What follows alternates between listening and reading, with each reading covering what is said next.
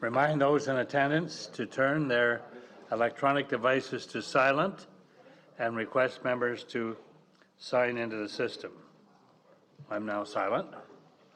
Am I going to sign into the system? All set there? Okay. Are there any disclosures of pecuniary interest? None. Very good. We will be moving into presentations.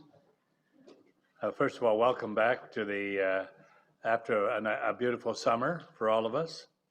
And for those of you who are at AMO, we had a significant presence there. I want to thank everybody who was there at AMO who was able to make it and make a contribution. Today we have a update on core housing need, regional affordable housing strategy, the Canadian Centre for Economic Analysis. Before I call upon our presenters, I can tell you, and those who are at AMO would know this, everybody was talking about affordable housing at AMO, everybody, and the opioid crisis as well around the province. But everybody was talking about at AMO about affordable housing, so it wasn't just one centre or another. It was quite an extensive discussion that took place. So I'm going to call on Reno Mastaki, our Commissioner of Planning and Development Services, to provide a brief introduction to the presentation that's going to be made. Reno? Thank you, Chair, and members of Regional Council. Again, welcome back for another season of important work. We have two presentations tonight. The first one by CANCEA, the Canadian Centre of Economics, and then I'm going to be delivering a presentation afterwards.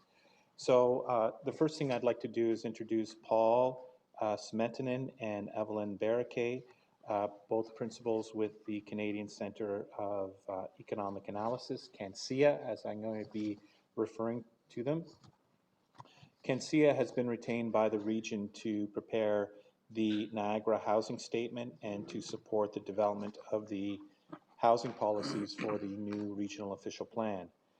They have identified a current rate of core housing need in Niagara to be in the range of about 13%, and that a disproportionate number of people in lower income occupations may be unable to find housing within the region. Using the numbers generated by CANCEA, regional staff have been able to estimate the investment that would be required to eliminate the current number of households in core housing need. We have set up at a staff level an affordable housing steering committee composed of staff from various departments. Cancia has been working with us and tonight will present stage 2 of the affordable housing analysis. Stage 1 of the analysis has been presented previously to our local municipal partners, and it identified affordable housing demands and needs across the region and municipalities specifically. Some of the trends that came out of that analysis are, for example, in 2016, almost 14,000 households earning less than $68,000 a year were in core need.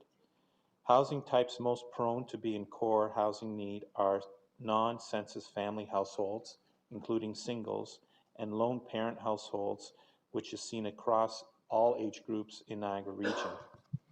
In discussion with local municipalities, there's consensus of this trend, and those earning minimum wage and who require rental accommodation are at most risk. The database from stage 1 has been presented and given to all area municipalities and for their use in terms of policy development. And now Paul will present the stage 2 analysis, which builds on the stage 1 analysis and considers A, the consequences of housing development scenarios, and B, the impact of the economic prosperity of Niagara. I'd also like to note that the Finance Department has applied this analysis to understand the investment in core housing need, which is included at the end of the presentation. Thank you, Chair, and thank you, Regional Council. Thank you. Please proceed. Thank you, Chair, Regional Council, and thank you for the opportunity for allowing us to do such important work that's at a very important stage of Niagara region's development. We were asked, as you've just heard, we were asked to actually run some scenarios, some growth scenarios for the region out to 2041. It's very similar to work that we've done for many different municipalities, including the City of Toronto and the region of Peel. And this kind of analysis is ultimately done to have an understanding of the benefits and the consequences of different growth scenarios. So the scenarios that we ran for every single municipality, and then the region is, of course, an aggregate of each and every one of the municipalities. We looked at status quo. So if you were to build or create dwellings according to what history would suggest as the last 5-year average. And then we have a slow growth scenario. In fancy terms, it's about 2 standard deviations below the 5-year average, but it's never more than half the 5-year average. And then you have the target growth scenario, which is based upon the MCR strategic growth. So before we get into the results of the work, just a quick reflection upon what core housing need actually means. First and foremost, it's a federal government definition passed down to us from CMHC. So a household is in core need when at least one of the following holds true: that it's either unaffordable, that they're spending more than 30% of their income on shelter, or the dwelling has insufficient number of bedrooms, which is calculated according to the national standards of living, or the dwelling is in need of major repairs, such that the expenses of the dwelling are exceeding certain levels on a per annum basis. Importantly, and there's a big and, if one of those hold true and there's no other alternate affordable dwellings within the local area. So that's a very important part of understanding core need. Now, in the Niagara region, the primary factor of core need is affordability. In terms of the results, so having run each 3 growth scenarios and looking at what could happen by the time we get to, say, 2041, which is a typical planning year, you see that under the status quo and slow growth scenario, they're very similar. There's not a lot that distinguishes between them. And it's under those scenarios that you actually get more households and a higher percentage of the population that is in core housing need. In fact, the target growth rate, and we can talk in question time a little bit more about the details of why this occurs, but the target growth rate is the only scenario in which we'll keep the percentage of households in core need at a constant over the next 20 years. Lower income households, of course, have a higher likelihood of not finding housing and moving into household core needs. The next slide we've given you so that you can reflect upon the region as a whole and also within your own municipalities. But essentially, we'll just read from the regional point of view for the purposes of this presentation. But currently, you have about 23,700 households that are in core need across the region. That represents 13% of households. Now, if you have slow growth or close to average growth over the next 20 years, that percentage of households in core need will grow. And it would be expected to grow by about 18%. And again, we can talk about why that happens and the pressures that are being exerted upon you as a region from forces outside. The target growth actually keeps that constant, right, at 13%. And it's, again, I emphasise it's the only scenario in which core housing need in the region of Niagara stays constant in time. The household types, ultimately, it's a single person dwelling, major problem for single persons, and that's both in the younger age groups and the older age groups. So one of the pervasive issues within the region is the absence of single dwellings that can affordably and comfortably house people who are living on their own. As you can see, actually the next slide might be a little bit better. Okay, so on this slide, slide 7, so this is an important slide to understand because it's about supply and demand. When you're looking at target growth, you're looking at supplying the region with housing stock. The region can only grow according to places in which people can live in. So that's a policy matter for yourselves. You can control the number of homes being built in terms of constraining the number of homes being built. What this slide is showing us is under each scenario, and let's say take the single person on the far right. This is a measure by 2041 of the number of people that tried to get into Niagara region but couldn't. And that's why it's called unmet demand. And so here you can see that there's just under 16,000 people. If you were just to work to status quo or a slow growth scenario, by 2041, statistically, there's going to be about 16,000 people that tried to get into Niagara and couldn't, and they're singles. Now, just imagine what that would do to real estate prices in Niagara, because real estate prices tend to go up when demand exceeds supply. As you can see, it's also couples with children or couples without children. So you've actually got a diversified, reasonably diversified in terms of family structure.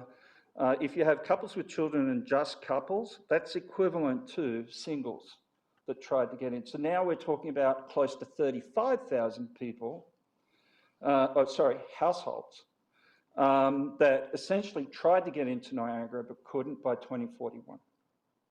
And that's part of the reason that's driving the fact that there is no scenario that you can actually really bend the core housing need down.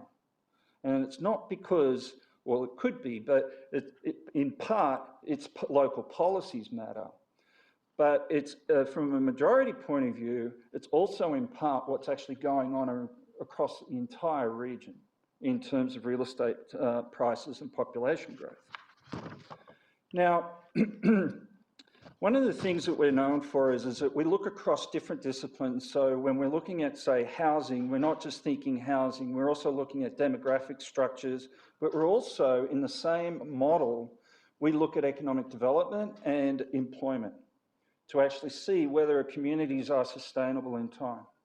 So one of the consequences of growing at a status quo or a slower housing rate is you have unmet needs within your labour force. So slide 8, for instance, is the slow growth or status quo growth. By 2041, we're estimating that you'll have anywhere between 17,000 to 27,000 less employees that the sales and service occupations, like read tourism, accommodation, will be missing. So housing strategy is a follow-on constraint of that is actually constraining economic development and growth. And you can't really think of them in separately because they really do go hand in hand. And another feature is that you have an aging population, faster in some areas than others. But part of that process is how do you actually keep local businesses afloat when you've got lower wage incomes that actually can't get into the region and live here. Therefore, they're basically omitted by the labour force from proximity issues. So in conclusion, the status growth trend in the Niagara region and the slow growth scenarios are pretty similar. The target growth scenario is the only scenario that appears to limit the increase of percentage of core housing need in the Niagara region.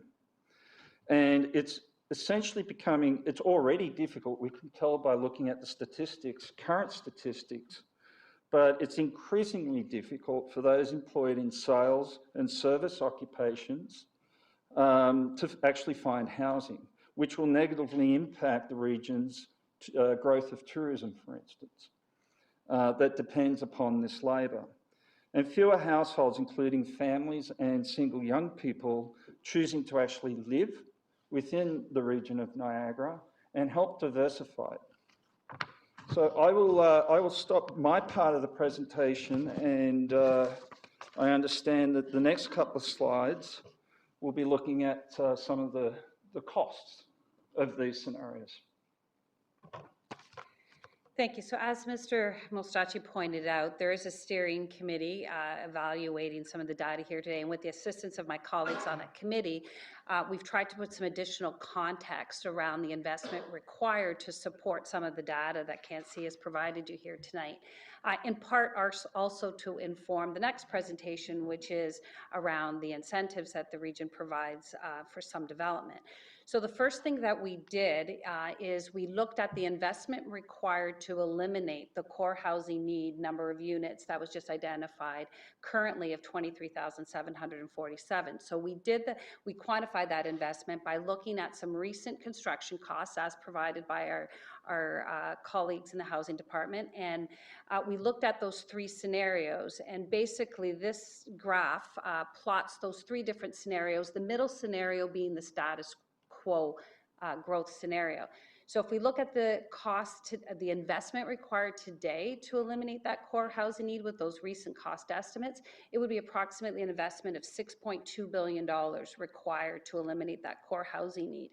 That core housing need by 2041 with the status quo would grow to about a $9.7 billion investment requirement. But if we proceed on the trajectory of the target housing need, which is the yellow line, that would reduce the 2041 investment requirement to about $8.6 billion. However, if the growth slowed somewhat, we would see that investment potentially climb in 2041 to a requirement of about $10.2 billion. So with that said, and we wanted to note that that $6.2 billion investment, that's just the cost of construction, so it doesn't speak to any subsidy potential requirements that might still be, that's to address the supply of the core housing need, and it doesn't include the cost of land, because for the purposes, there was a lot of variations in the land values, and it didn't change the magnitude of the analysis that we were presenting. So we wanted to provide a little bit of, context again, as I know sorry, as I noted. So with respect to the potential to address private sector investment to encourage that investment, that total $6.2 billion of investment represents about 10.6% growth in our assessment. So you've heard us talk about the assessment growth, the status quo, we're around 1.6%. So that 6.2 billion is an additional 10.6% growth in our assessment. So a significant investment required. And if, for context, if it were the region's desire to somehow impact or affect that core housing need ourselves, the context we provide in that regard is that 1% of this 6.2 billion investment, $62 million, is about 17% of our tax levy. So that just provides some context around the magnitude of this core housing need and what is necessary to try to influence that.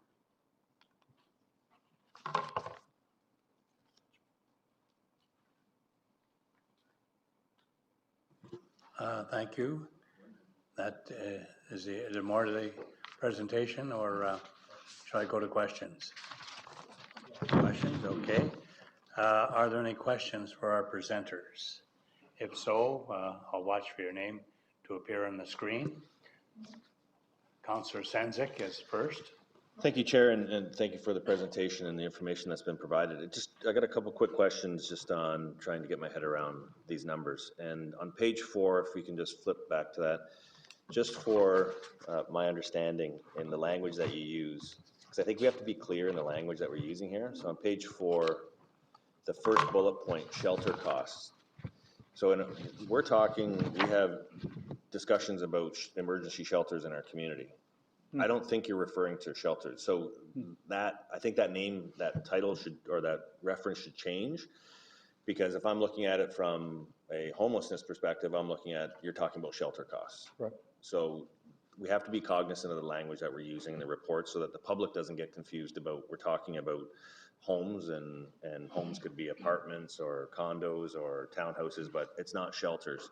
And that's just picking up on that one. In terms of on page 7, when you look at the sort of the single persons, so I'm sort of trying to get my head around the growth projection. So you're pulling these numbers from where through the chair? Like where are you quantifying the data from? Okay, so we have a model across the entire country. At the moment, we're looking across southern Ontario. And we have statistics from Statistics Canada that have essentially, we've got households, household structures, household finances, and whatnot. We've also got the last 30 years. And then you have places to grow and things like that. So statistics can only give us a sense of what the boundaries might be of what future potential could be. Statistics can't tell you policy. Only community values can actually impart policy upon what will change in time. So the numbers are all tied back to CMHC and Statistics Canada. The relationships that have been identified through migration rates and things like that, statistics that have benefited the study. And so what we do is we basically make assumptions, forward-looking assumptions, and say, okay, well, what if Peel region doesn't build as fast as historically that it's created dwellings, which is essentially what the government's asking it to do right now. What happens to other areas? Because Niagara region's not an island. And that's in part some of the biggest issues that you're faced with, is that you're not an island. And so as the population grows, and of course we're looking at immigration rates through federal government policy. Statistics Canada has a few scenarios of their own about the kinds of immigration we could expect into the future. It all sort of ripples down to Niagara region, one way or another. So the pressure of affordability is a systemic problem, as we just heard from the chair. It's a systemic problem, and you're actually living that systemic problem now. Part of the risk is that the pressure of that systemic problem is actually going to grow in the way that you're experiencing it in that sense. So I hope that was helpful. So, and through the chair, it's very helpful Yes. because you touched on, you've looked at other communities, and I think what it's important for us to understand in the context is providing information about Hamilton, Kitchener, Waterloo, Oshawa, the other pan-GTH areas. And are you projecting that this is the same unmet housing demand that you would see? And if not, why? Because through the chair, what we've seen around here is that all we're seeing is a migration around the Golden Horseshoe. So at some point, Hamilton would have went through this issue of affordability, more people move in, the housing prices go up, pushes people out to the margins. I think Kitchener-Waterloo went through it probably 15 years ago. Oshawa is going through it. So how can we learn from what they did policy-wise, and how can you put it into a report so that we are fully informed of where we need to go? Thank you for the question. I think it's a fantastic question because it's alluding to how can you learn from others. Right. And the experience around the horseshoe is different. Core housing need is very high in the City of Toronto. We just finished their strategy. And the problems that they have within the city that's trying to grow on top of a footprint that it was never designed to grow on. Whereas the region in Niagara has actually got that elbow room, right, to be able to think about and plan in terms of where it wants to be in 20 years and work backwards, which would be novel. From a municipal and regional planning point of view, that would be novel, even though it just seemingly seems common sense. So just a little bit of context.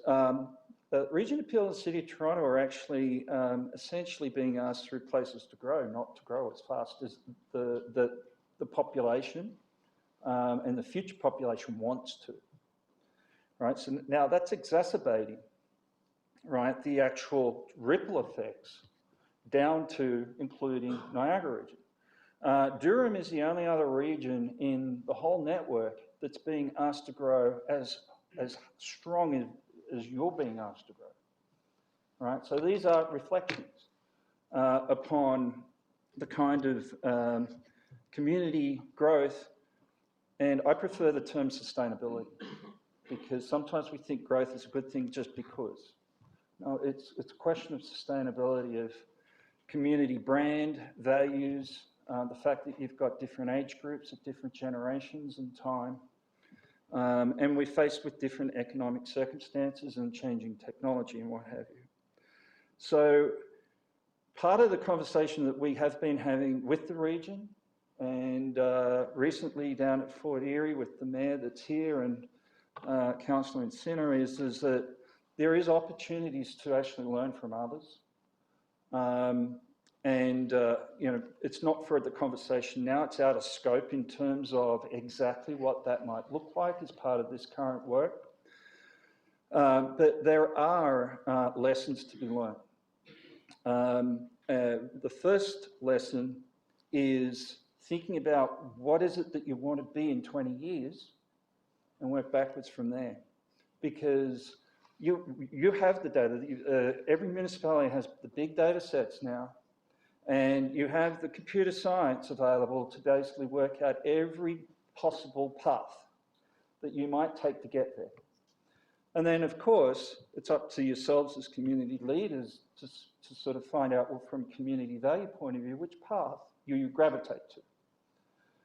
And then it's a matter of planning and management, because as much as we'd like to think that statistics are saying, well, that's going to happen, no, none of that happens. It needs to be managed towards that. Okay. Just a couple more questions because I'm almost out of time. Just on the slide about the workforce, if you can go to that one.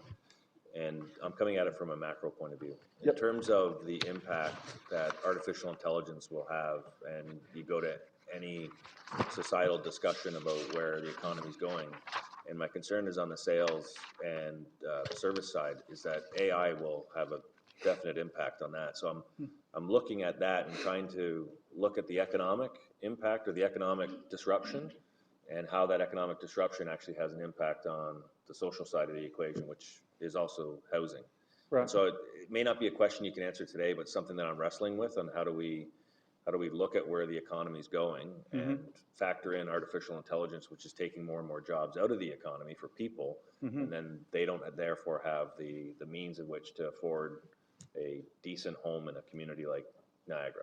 So just if you can give that one some thought. And then on the financing side, so what, if I'm reading the numbers right, and from the region's perspective on finance, so it's 8.6 billion, and that's private investment. That's the private sector building, or is that the region building? And I apologize, I'm just trying to get through the numbers because I think they're important. So, through the chair, so the number that we quantified here is just the cost of meeting the housing requirement regardless of who supplies it. So it is based on today's cost of construction for the different dwelling types based on current cost of the dwelling type, and then escalated based on the core housing need data that grew to 2041. So the next slide was really just about providing some context depending on whether or not the region's priority is to look at how we perhaps encourage the private sector to do this, or whether the region decides to play a role in meeting some of this demand. So we've not drawn any conclusions about that. Okay, and that's important because for me, that last bullet point, 1% of investment will require, to the average person, that would scare them. But is that not over a 20-year timeline? Or is that year one, we got to do 17%?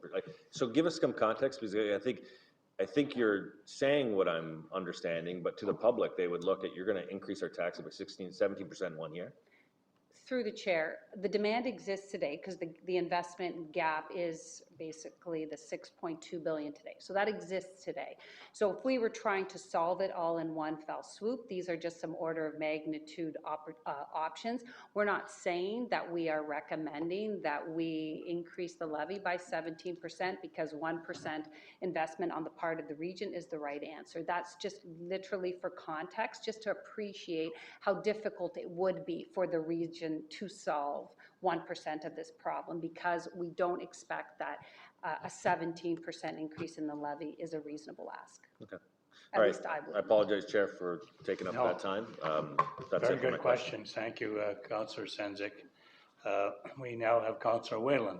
Thank you, Mr. Chair. Through you, the presenter, do your statistics take into consideration the student population, what it has on today's impact on availability and what the future might hold with the influx of students? Yes, currently, yes. We've taken into account the student population to the extent of where they're being housed currently at the moment. All right. And so when we're looking forward, because the student population is essentially seasonal in that sense, so we have taken into account some of that seasonality. So it's all the same projections, current and future. Correct, but the actual percentages of households, the student population is actually not included in that number.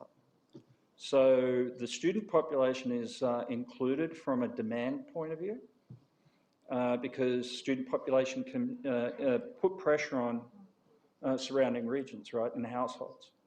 But the percentage of households in core housing need are considered to be residents, right, not seasonal. But it would have the same impact if you took a house that incorporates four or five students right now and you put that to a single family or a couple, it would help the statistics. Absolutely. Yes. Absolutely, and that's one of the prevailing messages that we've certainly been pushing is we're at a stage in society where we're really looking at the productivity of what we have. Because people tend to be surprised that you can't really build yourself out of the problems. Well, Toronto certainly can't. Secondly, we need to sort of think about the productivity of what we have, because 60, 70 years ago, what we had didn't need to support 10 people, it really only needed to support 1 or 2. So looking at productivity aspects is part of the solution. And what you've mentioned is a good example of that. So there should be a separate appendix to this statistics which incorporates students only to take it out of the market. Yeah, we could do that. Thank you. Thank you, Councillor. Councillor Redekop. Thank you, Chair, and thank you very much for the presentation. On slide 7, there's a reference to the number of single-person households and couples with or without children. And have you broken down the with or without children percentage? These are people in need of housing? We do.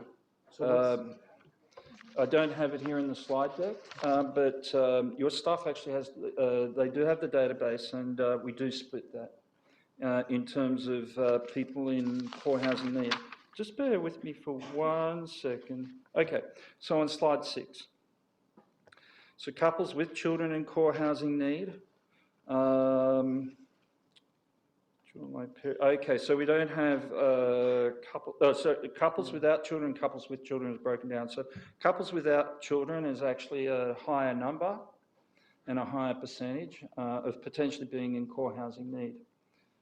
So you're getting the younger couple that are in a dwelling and it's unaffordable, or it's the older couple. It's at two ends of the spectrum. It doesn't tend to sit in the middle.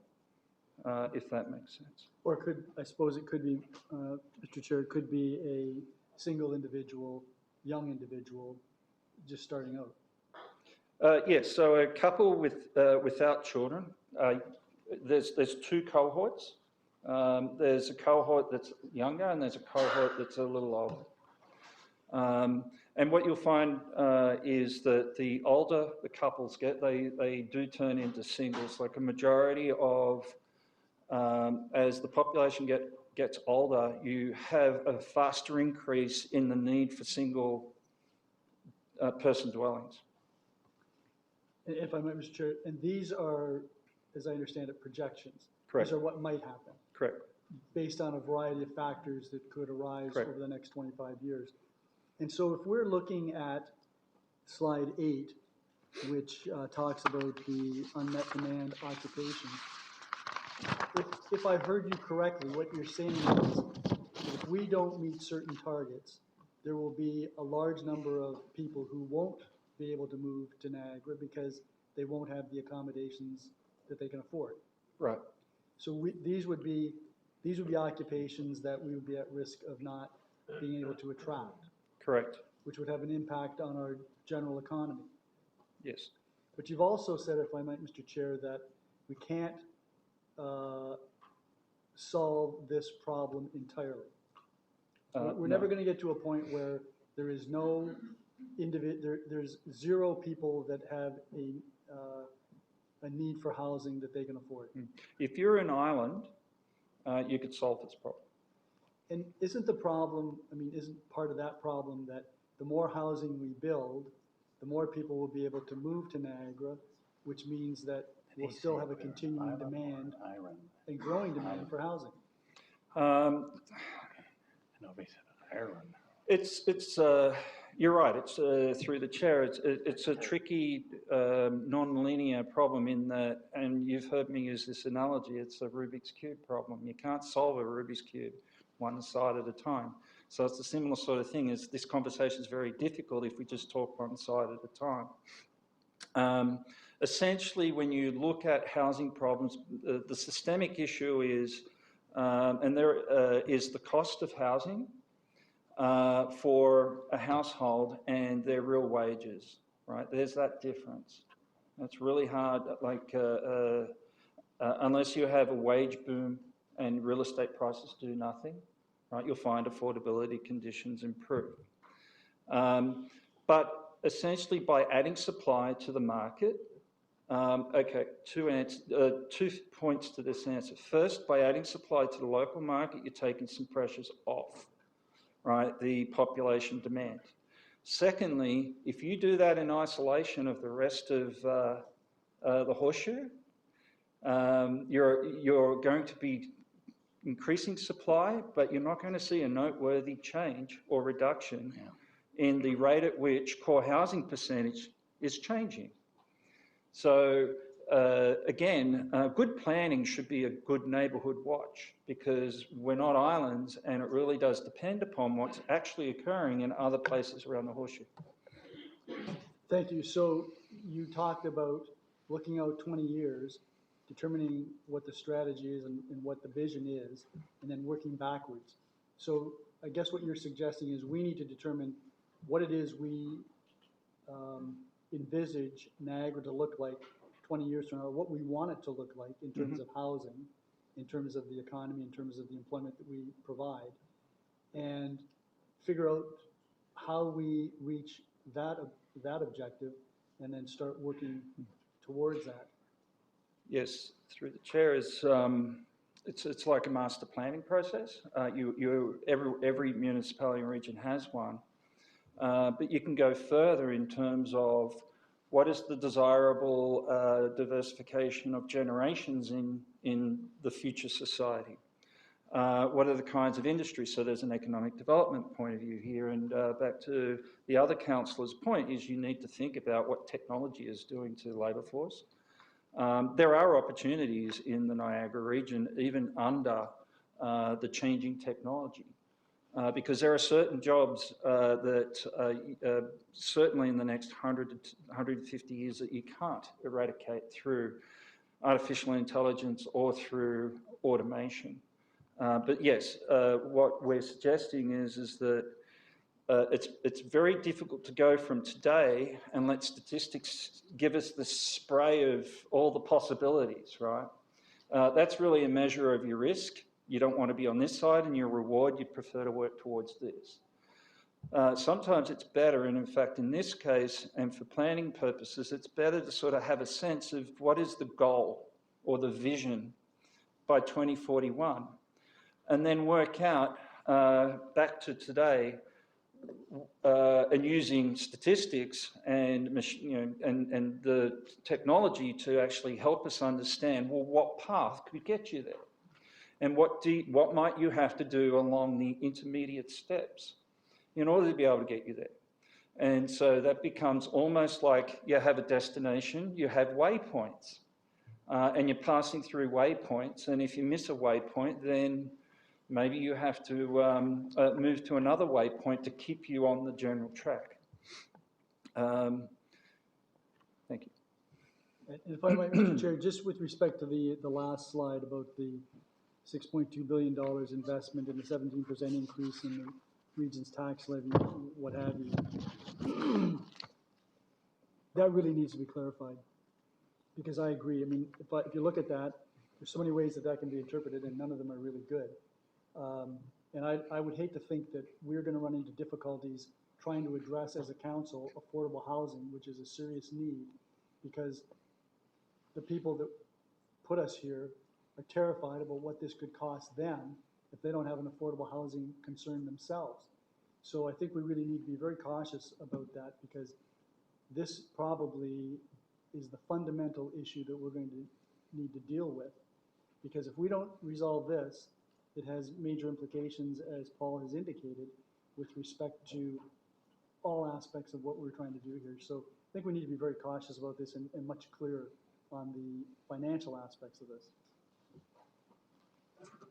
Does that complete your questions? On that matter that Councillor Redekop was talking about, you didn't make reference to, and perhaps it's implied that this could be a possibility if the federal and provincial government were to up its game in terms of providing funding. Obviously, that would have an impact then on the 17 increase that we're talking about, 17% increase in the local levy. Mm-hmm. So you would be taking that into account as well, or not? I guess your assumption, just to follow up on Councillor Redekop, your assumption would be that the federal and provincial funding stays the way it is.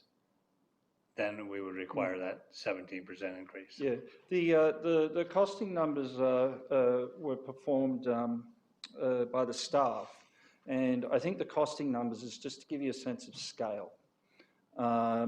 In terms of, if you were to build this at market, what is that size compared to your revenue streams? So that's how I'm sort of understanding the slide in itself. What I would say, because we've not done the costings, we believe them, They look, from a dwelling by dwelling point of view, reasonable. I'm getting back to the point of clearly the point's been made that government, the region, cannot build itself out of, say, core housing needs. And I'm sure that you're about to have a discussion at some stage about, oh, well, okay, well, out of all the tools in your box, how can you incentivize or influence market forces to actually bring private capital to the region and actually do the job? And that's coming, again, back to the earlier comment about learning from others' mistakes. There is a conversation there, and we had the conversation last week, is that through policy and planning, you can create and destroy value from a market point of view. So part of that challenge is to actually understand through your own planning and zoning and some of the incentives you might be providing is what that value is to the market, and to actually claw some of that back so that it can be reinvested into addressing a certain proportion of new investments into affordable housing. Thank you, Chair. Thank you. Now I'll have Councillor Easton next on the list. Councillor Easton. Thank you very much, Mr. Chairman. Thank you for the presentation. There are just so many questions. I think the bottom line for me is that it's a very complicated problem. However, we need to steel ourselves to the fact that there's not going to be anything static about how we approach this in the future. Mm-hmm. You've introduced a huge number of variables here. I want to expand on Mayor Senzik's comment because the issue of models and the model that you're choosing or not choosing is not one that's lost on us, because we speak about models, and in fact the whole decision-making process that we're going through is tied to the model of delivery and who's going to do that. And so when you talk about the region being a sole owner and a provider of an affordable allowance, or the regional supporting rent, but it's owned privately, or the region and a private investor as partly a builder but not a manager, maybe provides the land, I think there's going to be many more that we haven't even thought about. Mm-hmm. So that's a context that I can't ignore, and I think it really should have been addressed here, because it is very much a macro issue, and I think that's what you're trying to present to us here. On page 5, where did these numbers come from? These are the households in core need. Where did those numbers come from? On page 5. So the current is in alignment with, basically it comes from surveys, Statistics Canada and CMHC surveys. And so you have the 2016 census that basically in which people have identified themselves as being in core need. And then we're looking at market-based rents. We're also going through other surveys of Statistics Canada to get a sense of if someone's wealthy but their income is low, to try and filter out that aspect of it. But core need is a government definition. Yes, I understand that. So and it's government statistics. So these numbers then could very well be an extrapolation of numbers from a whole lot of sources, and they're not necessarily local.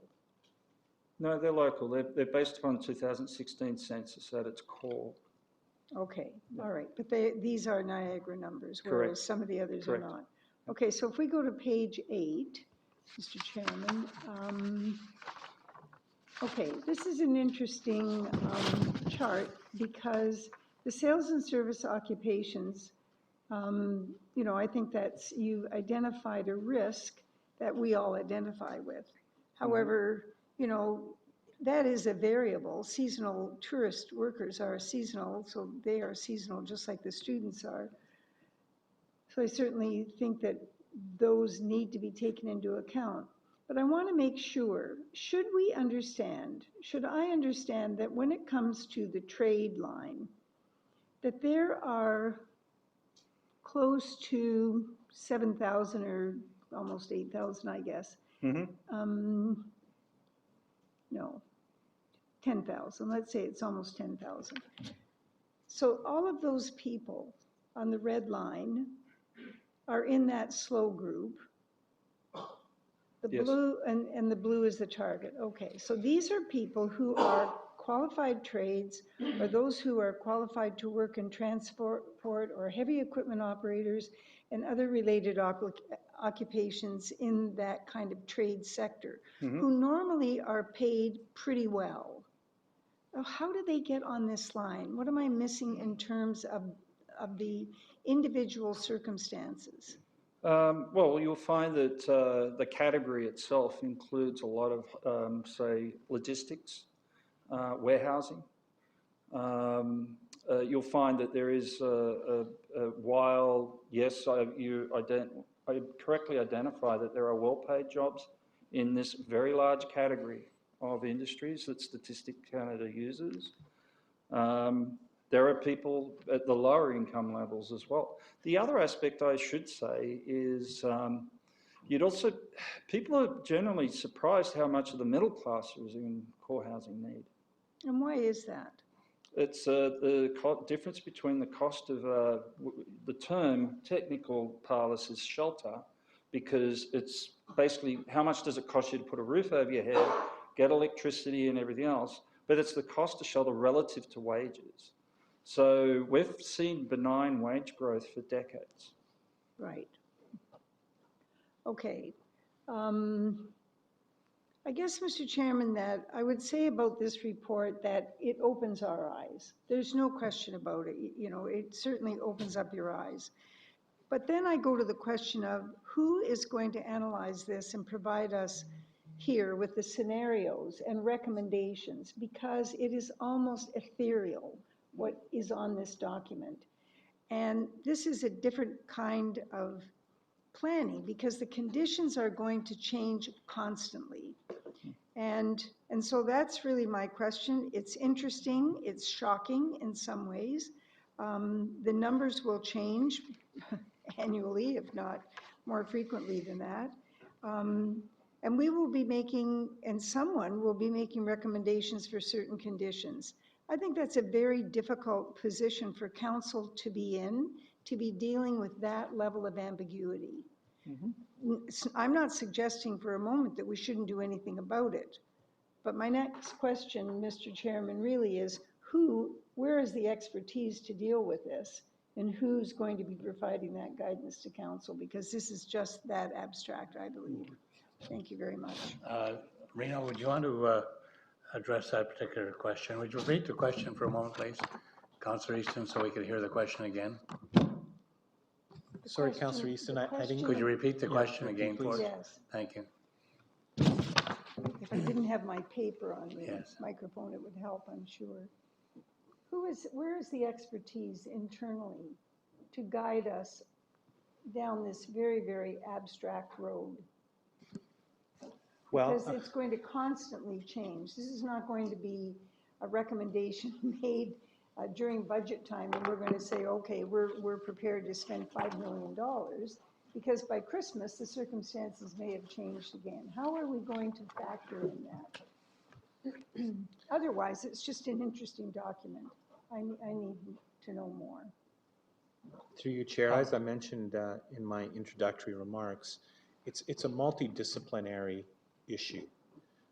And we have established an internal working group, if you will, that's composed of finance, planning, housing, economic development, because it does touch all of those areas to better understand the magnitude of the problem and how to intervene in such a way to have maximum benefit in terms of the solutions. Certainly on the planning side, and I can speak to that very specifically. Others can speak to their own specialization, but the supply of housing is an exceedingly important consideration in terms of having an impact on core housing need. So you can see that, you know, despite some of the acrimony around the direction of provincial policy, Bill 108, the thrust of that is to expedite and deliver more housing supply across the GTA, and to de-risk the process on the part of the private sector, because it's the private sector that actually eventually has to build the housing supply. So our strategy, and you would know this, Councillor Easton, having been on council, is that we're engaged very much in proactively planning and setting out secondary plans, neighborhood plans, and processes to facilitate the ongoing delivery of housing across the region in all the communities and at the sort of housing typologies that we need. So that's the planning contribution, if you will. Then there's, you know, community services. They have a role to play in terms of how they respond to shelter needs, housing, finance in terms of the incentive programs. So it's quite multidisciplinary, and that's how we're approaching it. Okay, thank you very much, others Mr. wanna- Chairman. Thank you. Mr. Chair, can I just make one Yes, comment? please, go ahead. Because I think the dialogue is very revealing. In that, first I'd say that this is another step in the process. So we need to understand what the scope of this is or is requested. This is an exercise of looking at risk management at the moment. The other thing is I come back to the comment of understanding where you want to be in the future and working backwards. Because yes, the situation is so ripe with externalities and things happening to you or things changing. How do you respond at the time, right? And that's how we deal as human beings, managers of organisations and whatnot, is we see what's happening, we have a goal and we respond to it. Lastly, I'll, in the spirit of learning from others' mistakes, the City of Toronto has been growing. We all know that it's been growing quite aggressively for the last 18 years. Do you realise that half the City of Toronto has actually shrunk by 250,000 people? City of Toronto's hollowed out, right? They call it the yellow belt. Now, if the City of Toronto only got the population density that was in those areas back to their 2000 levels, they'd have an additional 250,000 people in the City of Toronto. So that's just a story about there are real risks here. And there are real pressures being exerted upon you. And I appreciate your comments because there's no certainty in this, and that's why you have a village of experts thinking about this and looking for your direction as to, you know, where is that destination over time. Thank you, Chair. Thank you, Councillor. And it was just passing, and I want to go to Councillor Gibson next, but and I don't want you to answer this now, but also we're dealing with Airbnb, which is having a significant impact everywhere, not just in Toronto, but everywhere. So perhaps some other day or later on, we can deal with the uncertainty that Airbnb brings to the whole circumstance of affordable housing. Anyway, I want to go to Councillor Gibson. Councillor Gibson. Thank you, Chair, through you. Thank you for the presentation, very good. Quite a few years ago, I did some work on immigration to Canada and specifically to the Toronto area. At that time, there were 250,000 people per year immigrating to Canada. The research I did put 71% of those people moving to Toronto from the whole of Canada within the first year of them arriving in Canada. So no, wherever they came, within the first year, 71% arrived in Toronto. It was about 150,000 people per year. So add the cars on the road and there's your density in cars and all the rest of it. StatsCan has kept track historically what are their projections into the future? You talk about the 20 years out. Is there a number? And I know it's a hard question because governments change and all, there's many variables. But what are the projections of immigration levels 10, 15, 20 years from now? Okay, through the chair, that's actually a policy choice by the federal government, for instance. The current federal government has raised immigration. Has actually changed the mix of immigration. Some away from economic purposes, family and refugees and what have you. Immigration rates, this country is growing at a very fast clip. And as originally as an Australian, but as a proud Canadian, it's interesting how this country has been federated, because you have a federal government and then the provinces and the municipalities, but the federal government can do things to you that they don't have to pay for, right? Immigration is one of them. You're actually, and over the years, the federal government here is taxed at a certain rate and had certain responsibilities, and over the years has downloaded responsibilities to the province and then to the municipalities, but the money didn't follow. Right? Now in Australia it's different, because in Australia the states actually have no right to tax. Right? All the tax tends to go into one big pool at the federal level, so the conversation becomes different. And I'm not saying Australia is perfect, it's far from it, but when it comes to allocation of money and things of that nature, it's a very different conversation. Some might say that in Canada, that the population size of Canada is still yet to be sustainable, like in terms of the size of the country and the infrastructure that it has to support and maintain. But for all intents and purposes, to get back to your very question, is that pressure does not appear to be changing anytime soon. And in fact, the immigration base could change from 320,000, which I believe it's currently at, and it could increase as a percentage of the population as time goes by. Okay, thank you. Play with some numbers here. The world projection population by 2100, I think, is 12 billion people or somewhere in that number. Immigration by that time to Canada could be, significantly more than what it is now. Yep. Obviously, there's no way that we can, that's only 80 years away.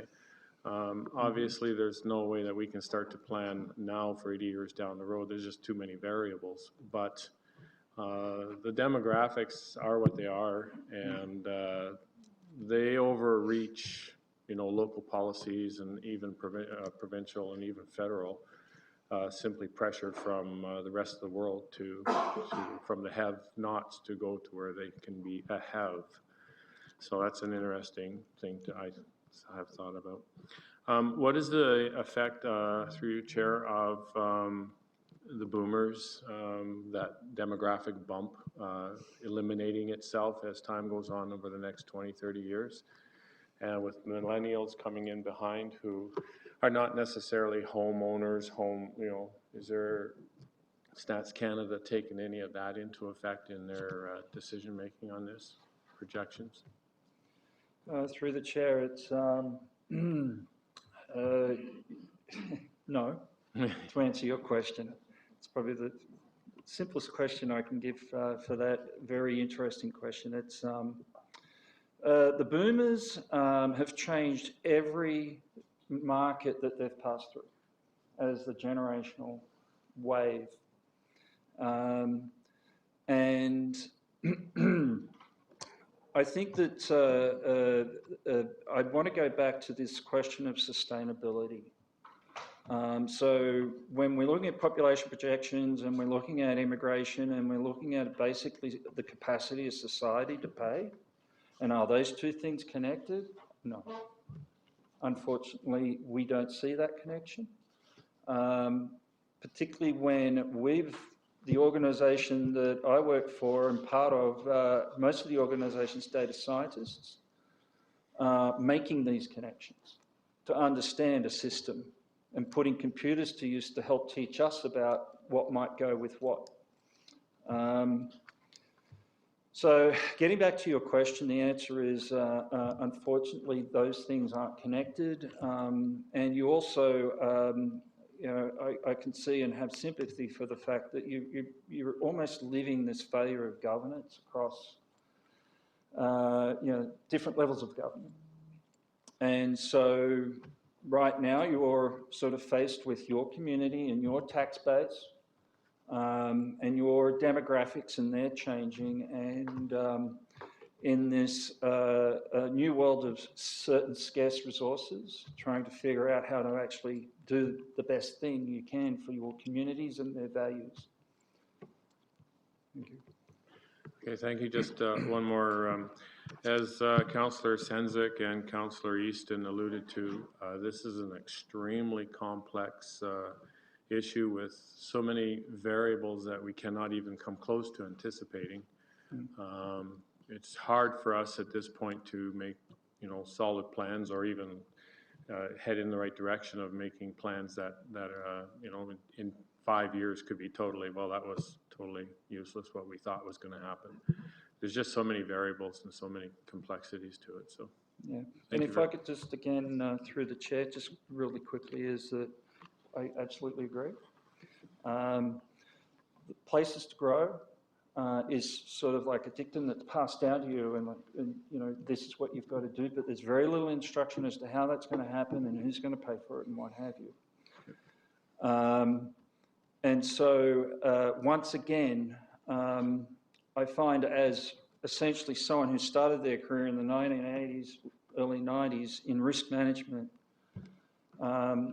if I, you know, from a planning point of view, it's better off to sort of have a look at a point in the future and work back, and then ask the questions about and run the models to help teach you, because models are just tools. They're like a speedometer on a car. It's just telling you how fast you're up. It's not telling you, making decisions for you as how fast you should be driving. But being able to work back and then look at your tax base and look at your demographics and actually understand the risks between now and then possibly use the scarce resources you have and some of the tools that you have to keep as close to that track as possible.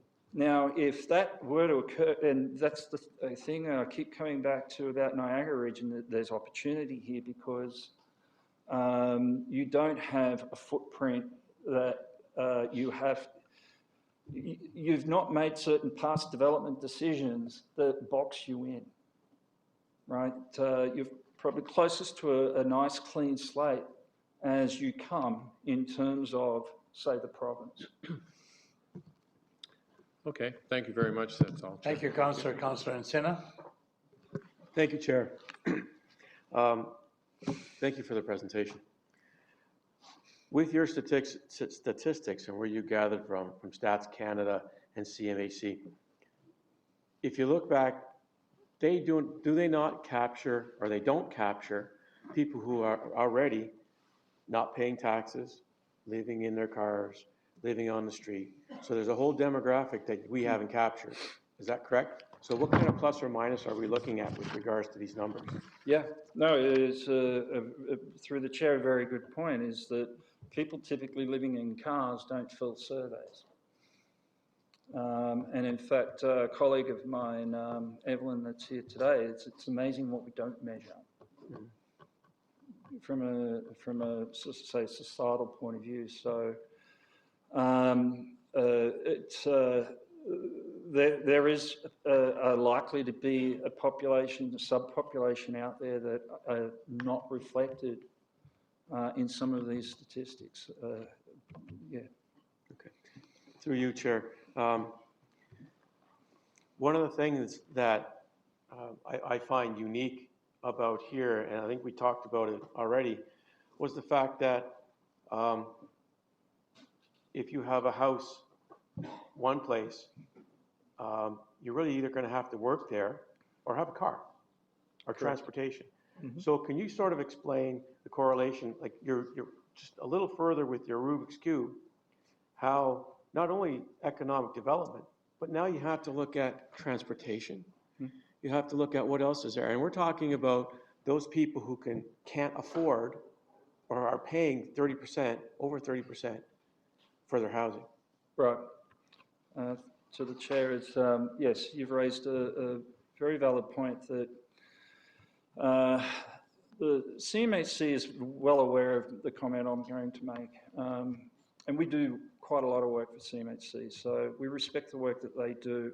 But one of their definitions of, say, affordable housing is that you don't pay more than 30% of your income on the mortgage or the rent or what have you. So by definition, I could build you a house and I can guarantee it will be affordable.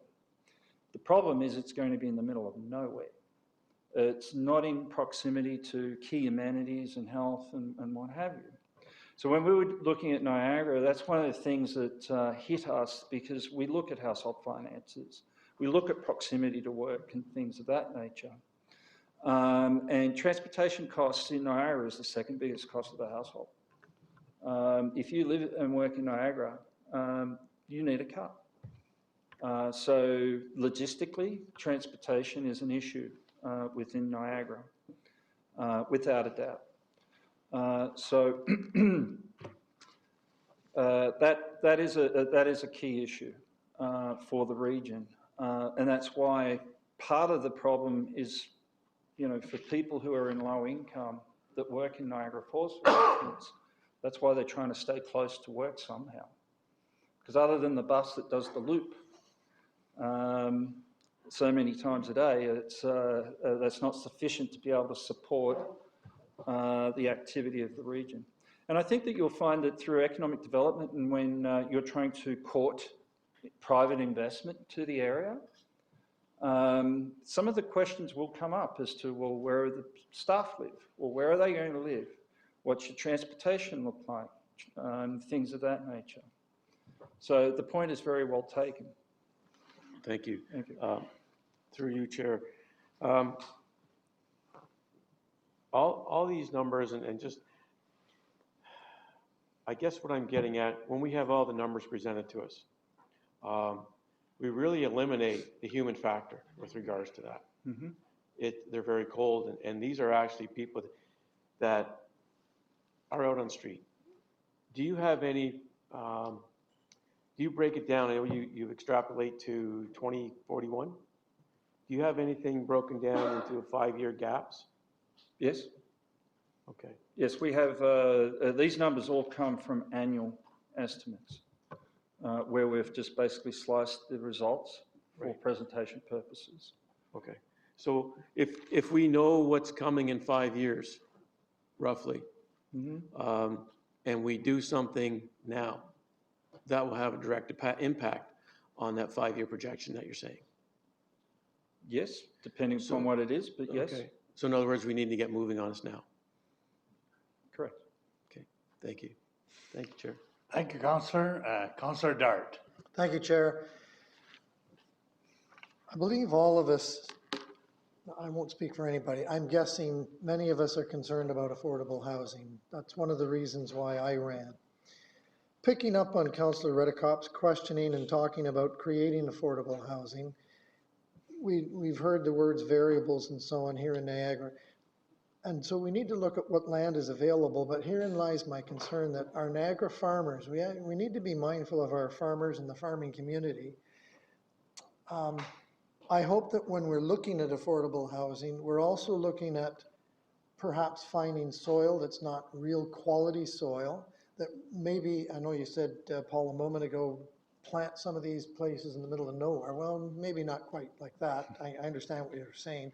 Right. But we need to really have consultation with our farmers to have some discussion to hear. I mean, we need to grow food here in order to feed ourselves and or parts of the world as well. So when we're talking about, and we've got a lot of work to do on affordable housing and other issues that we need to go through in this term, but I want to make sure that in consultation with our farming community, our farmers, we need to make sure that we're making proper use, right use of soil. So that will be my concern, and that's one of the things.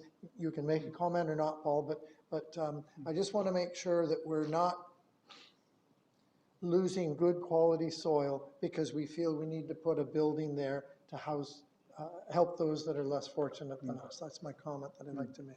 If I may, through the chair, it's, all I'll say is you've raised the theme of getting productivity out of the resources, a finite set of resources, and clearly planning and protecting resources so that they're there for subsequent generations. Thank you. Thank you, Councillor Height. Yes, thanks for the presentation. 30% of income for my household.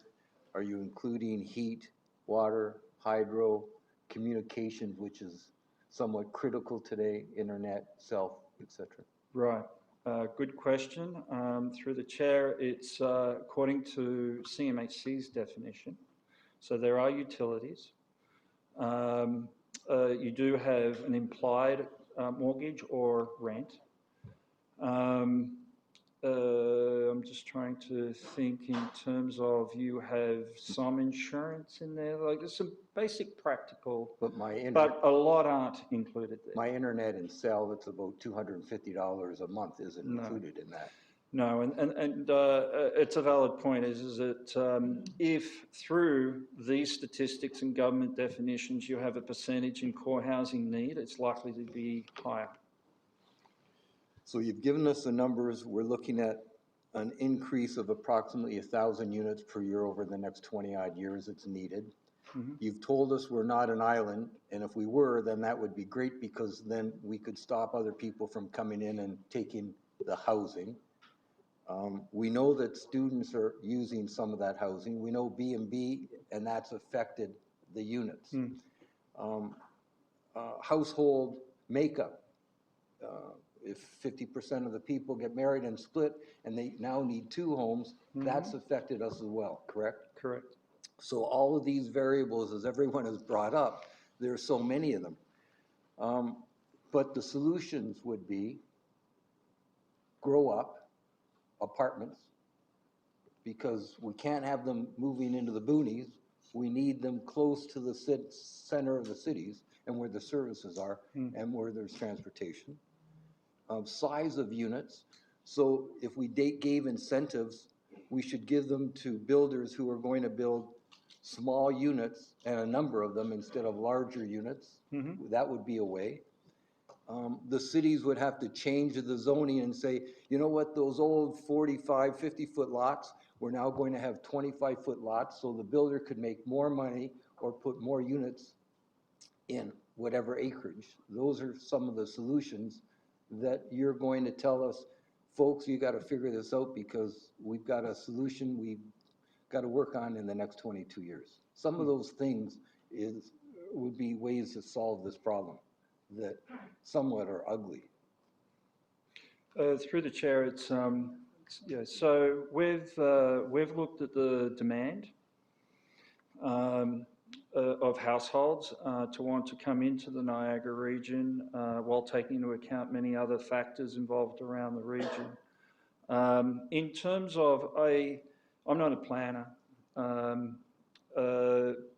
but as an economist and as someone that you've asked to provide opinions about scarce resources, it really is about productivity. Productivity of resources doesn't have to be ugly.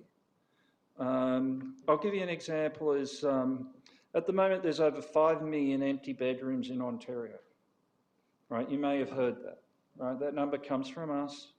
There's about 2.4 million in Toronto, empty bedrooms. And part of the reason is that because let's say the empty nester is a case study, the children have moved out.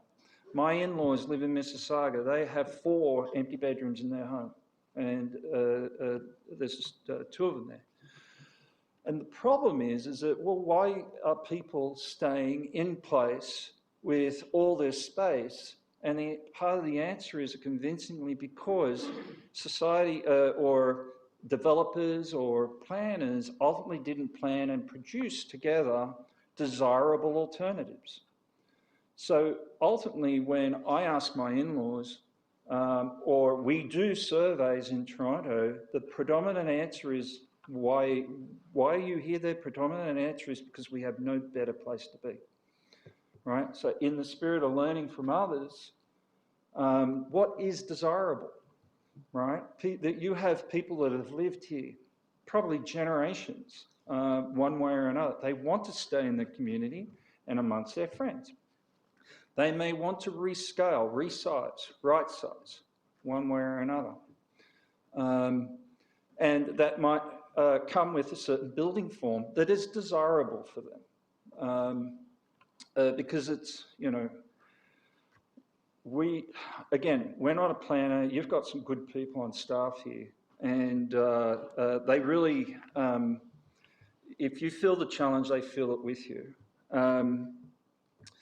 But, you know, it really is going to take some good planning, not good planning, but good understanding of your brand and how you keep that brand, possibly as you move towards sustainability.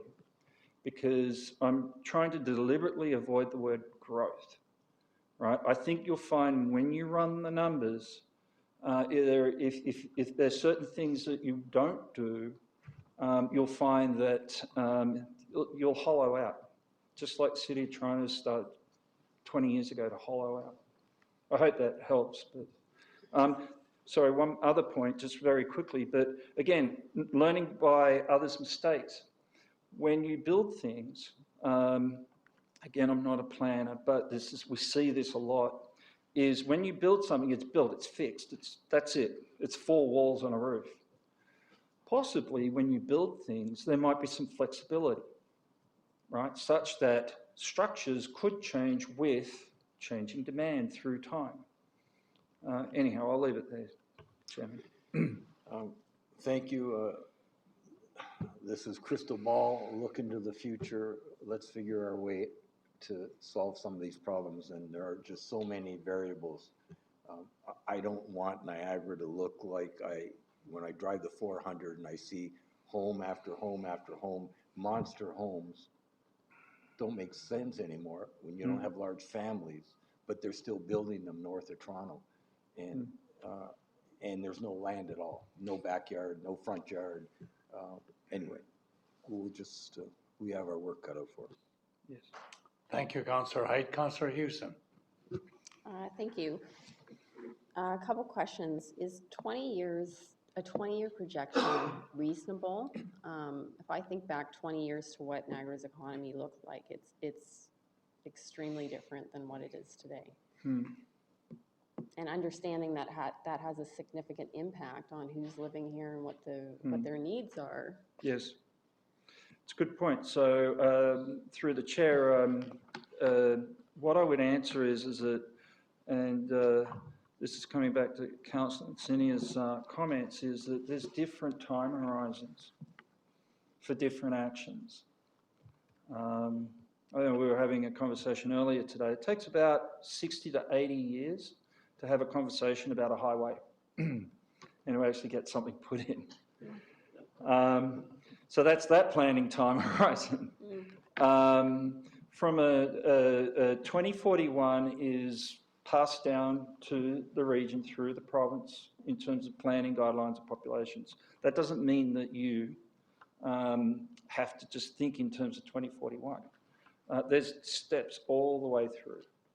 The province is asking you to grow at the fastest growth you've ever seen in the history of Niagara, right? And so that's a tall order. You might find in a couple of years the direction from the province could change again, right? So at the current stage, you're required to say plan to the plan. Ultimately, what you do, right, and how you execute will be obviously a mixture of your own brand and style as communities on where you're headed. But some time horizons are lengthy in terms of infrastructure conversations and things like that, and others are very next month kind of timeframes. So, you know, I've been modelling for doing models for all sorts of different disciplines for decades. There's one thing that is fairly constant in the modelling is populations. Like if you were to say, pick a topic in which you could make a claim that in 10 years' time something's going to happen, populations are pretty good, right? Okay. So the pressures that you're feeling here are real. You know, can we get to the 8th decimal place on something? No. No. But if we stick to the integers, the big numbers, you know, they're real pressures. And ultimately, you know how certain things happen in your life, it becomes, you reflect and it's a test of character. Possibly this is one of these times for yourselves. And as I said in my opening statements, I really appreciate the opportunity for our organisation to sort of have been part of this process and looking forward. I think that you've got some really good opportunities. I know that at the moment you just see many variables and interactions, and there's worry possibly in the communities about, you know, growth and other things. But maybe there is again, I bring up the point of you have master planning and things like that is okay in 10 years, 15 years time, what might you want to look like? So the first test is, let's figure out statistically if it's even possible, right? Because it's kind of like a serenity prayer. Let's sort of concentrate on things we can change. And secondly, if it is possible, then how might you actually master plan yourself towards that? And so the numbers that we were given in terms of the 6.2 billion to 9.7 billion, that's making the assumption the housing is going to be addressed with all new development, right? Yes, so we've provided the numbers to the staff in terms of number of dwellings that you might expect that will be needed under different scenarios. And those numbers have been used by the staff into their own model, for which they've come up with some of these costings. And my suspicion is that ultimately these costings is just to give you a sense of scale. I will leave it at there because our scope is ultimately to come up with inputs into their calculations. So, and I think this is similar to along where Councillor Height was going. Is there not an opportunity to offset some of this pressure maybe at the micro level by changing some of our local bylaws that perhaps address creating multiple dwellings out of single dwellings, or changing bylaws that regulate, I don't know how many non-related people can live in a single house? Like, is that something you can also inform us on, or somebody, one of our staff? Because I think, is there a realistic expectation that we could offset even a percentage of those numbers by doing something at the very micro level? Yeah, so as part of this scope is we're coming up with essentially the scenarios and looking at the potential demand for dwellings. How that gets executed or implemented is ultimately up to the process that the planning groups have. You know, you may want to possibly bring other planners from the region that are retired but are very vocal about what they saw back in the day, and they may have suggestions or what have you to help support the planning process. But I'd really sort of leave it up to the planning department to speak to that. Okay, thank you. Thank you, Councillor Villela. Oh, I love this topic. To you, Mr. Chair. So this will be to staff, to Reno. First of all, thank you for your presentation. Thank you. This is more of a long-term, obviously, goals that we're trying to achieve. But the fact is, well, I can only speak for myself. I think we're already in an affordable housing crisis in Niagara. So I do think there's an urgency of some sort here. So I just want to ask a question, Reno, to you, and maybe to staff, and maybe to yourself also, because you seem to be familiar with CMHC and Stats Canada.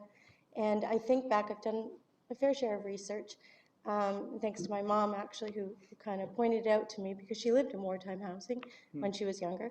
So post-war, Canada, a national housing strategy was put into effect. Yep. Wartime Corp joined hands with CMHC, and it was a highly successful project. And we in Niagara, believe it or not, Welland was the pilot project for that particular project. It housed many, many people. Affordable housing became affordable to people coming back from the war. So we are just in a different time now. We're just many years, many decades later, but we're still suffering the same crisis that people coming back from the war suffered then. So we have people that are making lower incomes now that can't afford $400,000, $500,000, $600,000 homes. Not to mention our youth don't want $400,000, $500,000, $600,000 homes.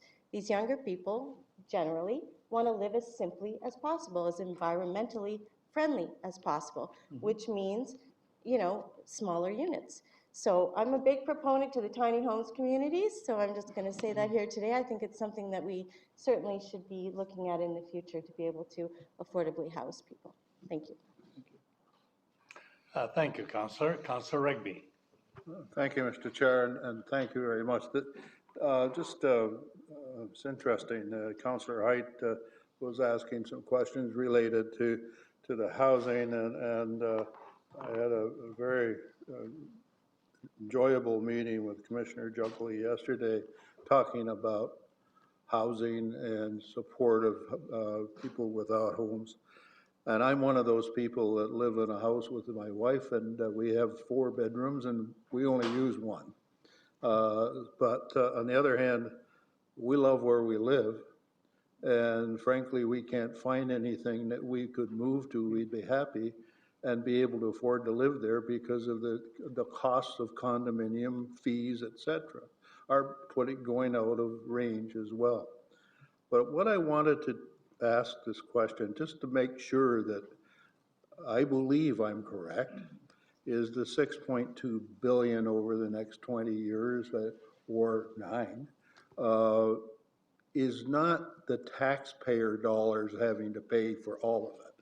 It is it a combination of the private sector and work being done by the governments to enable that to happen, where investment is done in many different forms of residential capacity.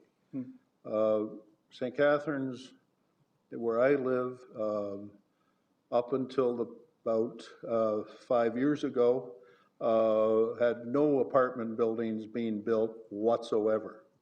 Now we have a potential of about 900 units being built in apartments in St. Catharines. And that means that people are moving there from somewhere else down, and that home that or unit they were in now becomes available for someone else to live into, and hopefully that adds to the numbers that we're saying we will need. And so it's important that we have, as Councillor Vella had indicated, is we do need smaller units that young people do want. But then I know some other young people that would rather live out in the country with about 500 acres and be happy. So I think that our message needs to be very clear that we're not expecting the taxpayer to pay the brunt of this 6-point-some-odd billion over the next 20 years, because I think we'd have a few seniors would be having heart attacks about right now. But thank you. I think this is a good message and it's very clear. But I just want, before I leave, am I correct? Is it not just taxpayer money? You are correct. And again, through the chair, I'll reiterate, it's this particular slide has been put together by the staff, and I believe it's agnostic to whoever pays. It's just a measure of cost of creating that stock. Yeah. And you know, I think that the reference to a 1% of just that is equivalent to, say, 17% of the current revenues is just a statement of scale, and is possibly a statement that there's no way, you know, you could ever do this on your own. And so you are correct. Yeah, I'll leave it there. But you are correct. There's, it's ultimately, this will be, if it were to happen, it's going to be privately driven somehow.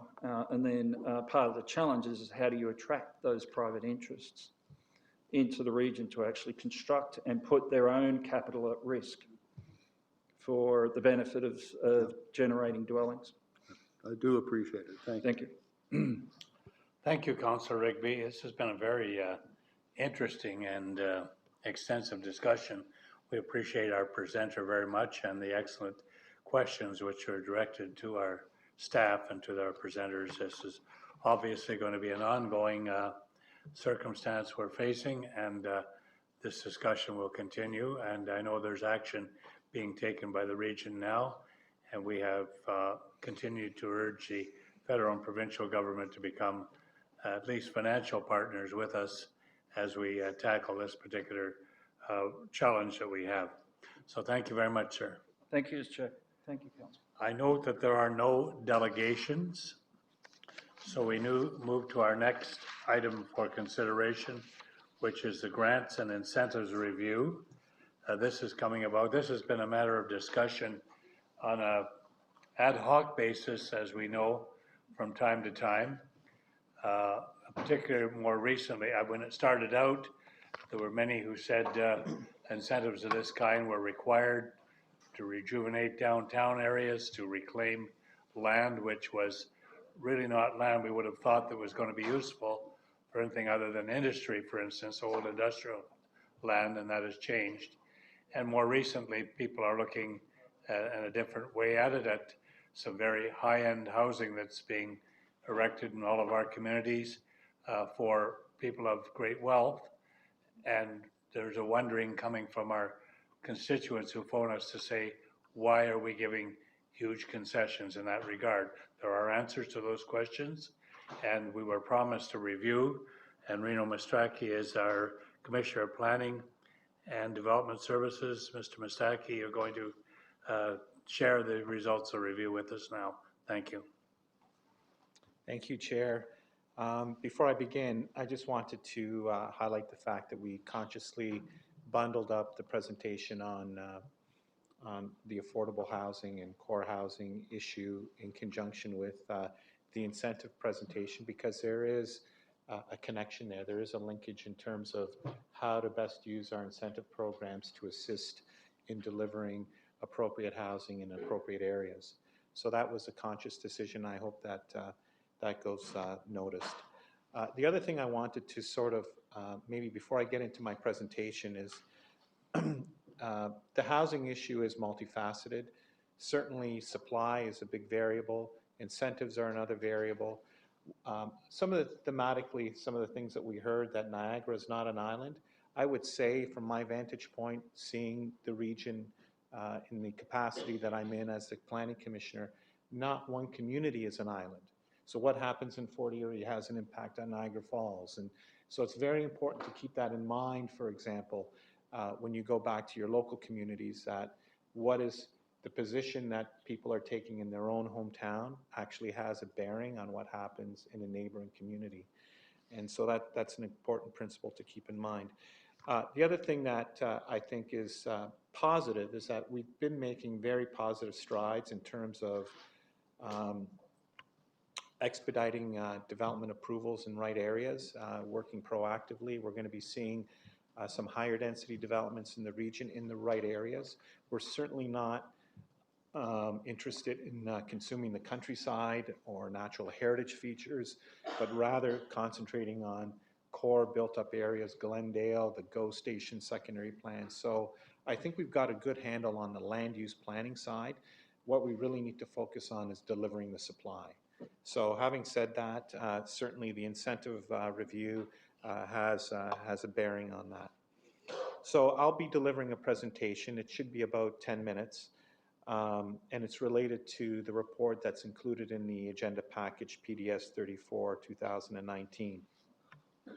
What I'd like to say at the outset is that the incentive programs have been around for a number of years, and they're administered by staff across various regional departments. And we've been working together as a group to try and develop an approach and methodology relative to the future incentive programs. While there have been many involved in administering the programs, I do want to specifically acknowledge Marion Bannerman here, who's from Planning and Development, and my colleague Doug Giles, also in the Planning Service, but also folks from Finance, Helen Chamberlain, Heather Talbot, of course, Todd Harrison, Commissioner Harrison is very much involved, as is Ken Schultens from Economic Development. So it really is a multi-jurisdictional group that is involved in the incentive review. We're taking this very seriously. As you know, we've been involved in the incentive review now for just over about a year.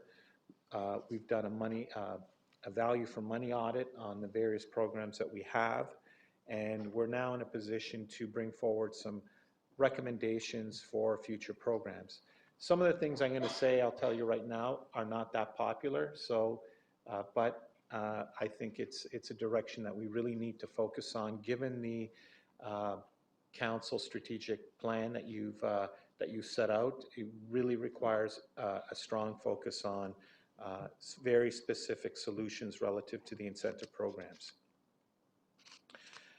Specifically, at the tail end, and once we go back into consideration of the report, we'll be asking council for direction to develop incentive programs specifically and exclusively for affordable housing / rental housing. Brownfield remediation, that goes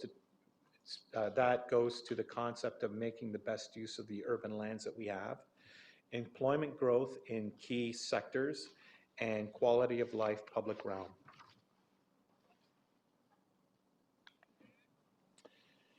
This means that we'll be making recommendations regarding the repurposing of some of the incentive programs, specifically the Niagara Investment in Culture incentive program and the waterfront improvement and some of the Smarter Niagara incentive simple grants.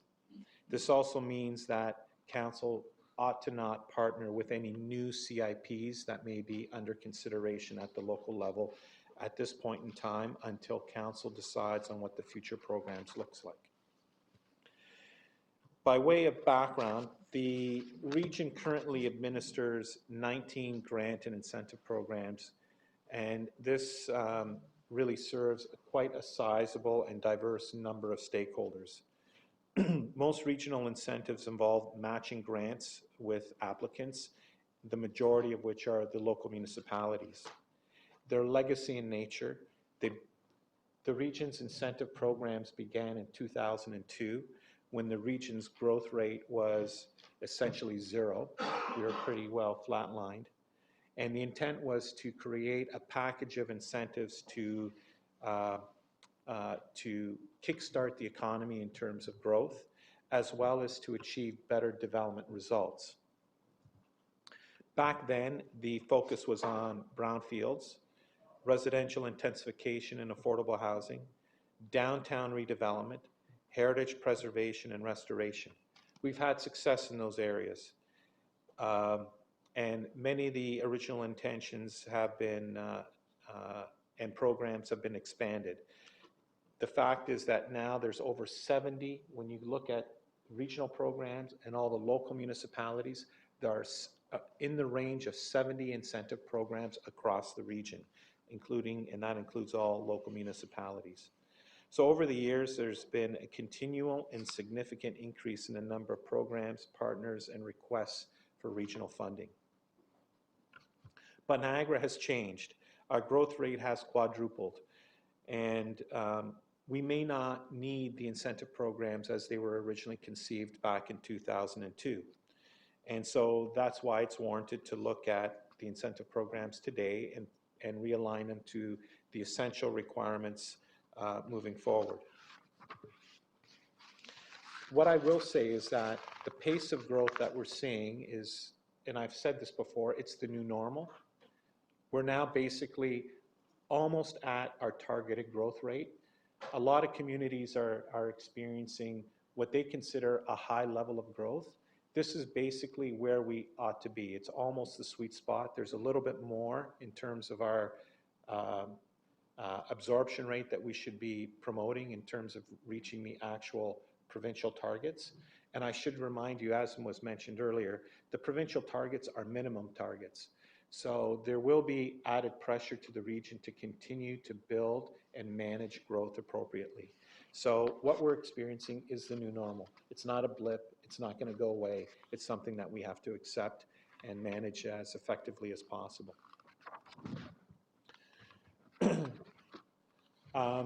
You went through a process, Chair, to focus on the strategic priorities of this regional council. This is what the staff derived from that exercise. You want to focus on affordable and rental housing. You want to continue to focus on brownfield remediation, employment growth in key sectors, quality of life, and public realm.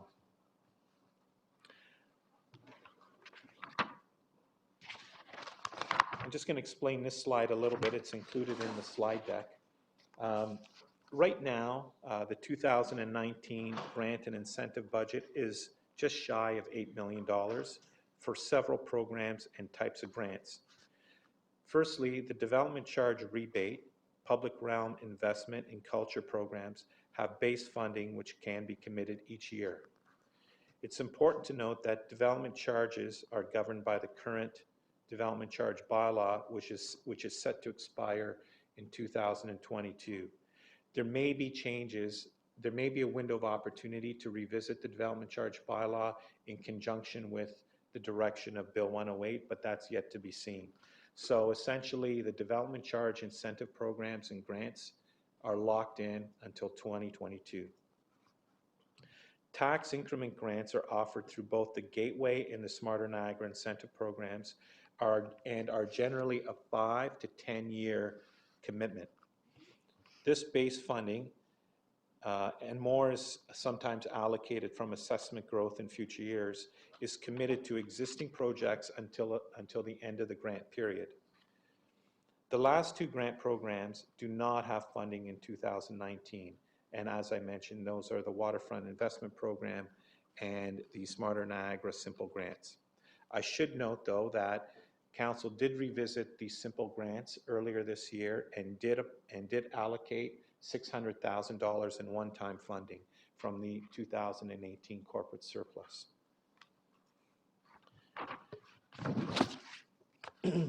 These grant programs match funding generally with the local municipalities, with the exception of the development charge rebates and the Niagara Investment in Culture. Where programs are governed by local communities through the Community Improvement Plan, they set out the criteria. They are the approval authority of the grant qualification, and so the region is not a party to that. We're simply a funding partner.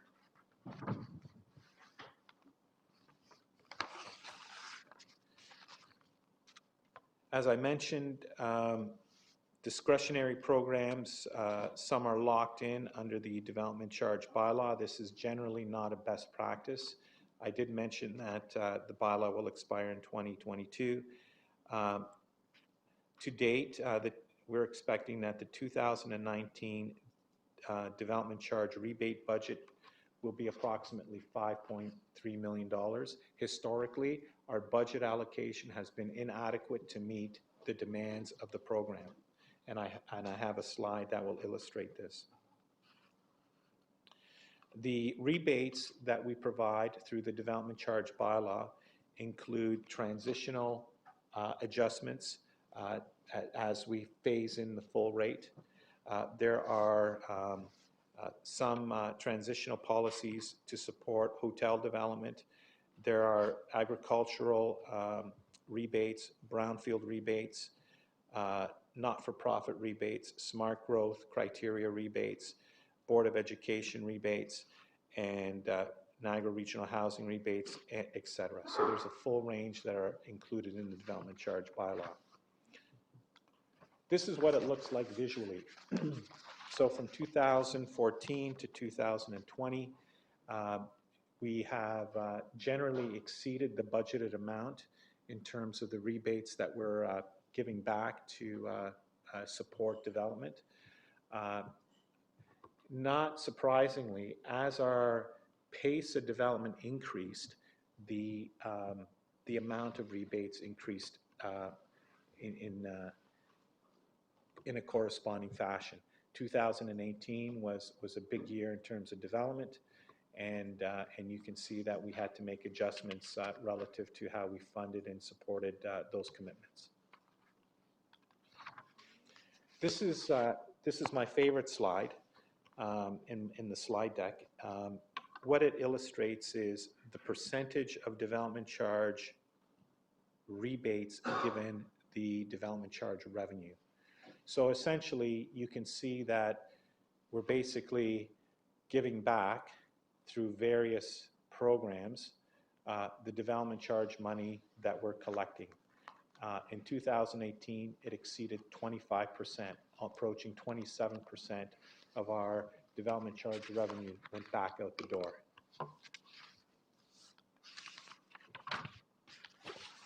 In terms of the TIGs, the multi-year commitments, as I mentioned, they are generally 5 to 10 year increments. There's approximately $46.5 million in commitments between 2020 and 2030. 1.8 of that for 2019. As you know, in year one of the grant, funding is provided from assessment growth, and that is then included in the base budget for the remainder of the grant. It continues to increase through to 2022, and I have a slide that is reflective of that. This is what the commitments to 2030 look like. So we can expect our commitment contributions to increase in 2020 and then essentially flatline for about the next 10 years. There'll be room if we were to suspend the TIC program starting in 2030. And my finance colleagues are here should you have specific questions regarding some of these statistics. So moving on to a new strategy. It is possible to fund incentives for the new targeted areas by first refocusing existing base budget incentive funding as detailed in the following slide.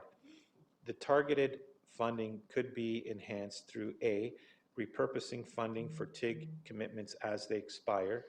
That's going to take some time, and they are going to expire slowly between 2023 and 2030 unless new TIGs are approved, in which case they'll be extended. And to consider opportunities available through the renewal of the new development charge bylaw, which we will start working on in about a year or so. The other option, of course, which is the least popular, is increasing the tax levy to support the incentive programs.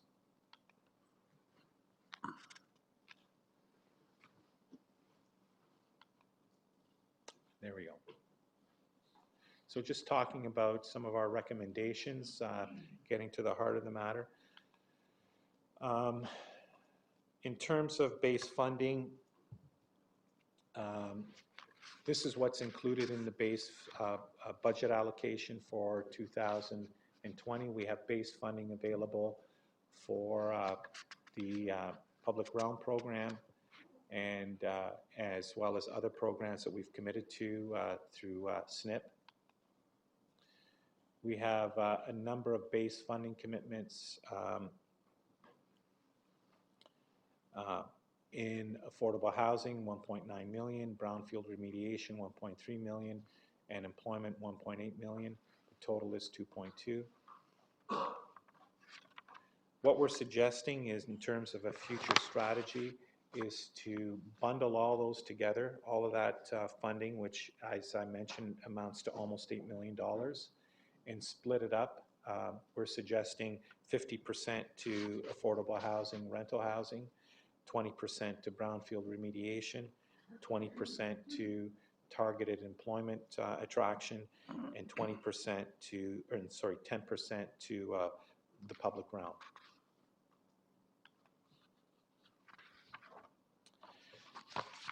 So tonight we seek Council's confirmation to develop the programs in the 4 targeted areas as have been presented. The programs will then be developed for each of the areas. Funding recommendations could be approved through the Budget Committee of the Whole. Information on the new programs will be shared with stakeholders, and implementation of the new programs we're recommending would begin in 2020. I should mention that there would be no impact to any existing commitments that we've made relative to grants and funding allocations. And available for programs, for questions. Chair, it's at your discretion whether you want to bring forward the report at this time, and we can...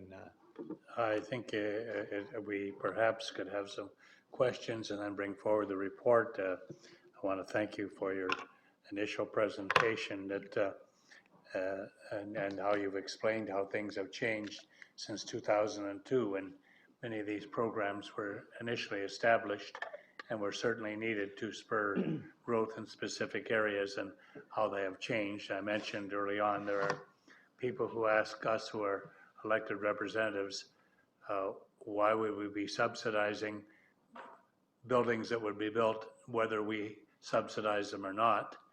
You certainly can't blame the developer for making application to a program that exists, but when people watch very high-end housing developments taking place and they're being subsidized by the grateful taxpayer, because the taxpayer has to make up that amount of money, that's a difference.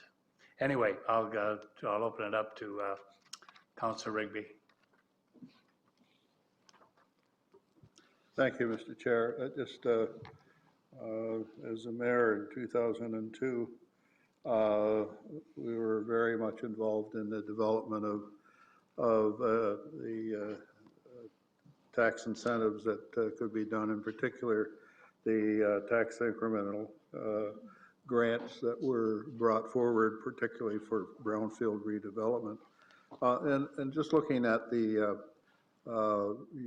this chart that shows how the grant commitments are 5 million starting in 220 and so on. Can you tell us what the taxes would be if those developments weren't redeveloped?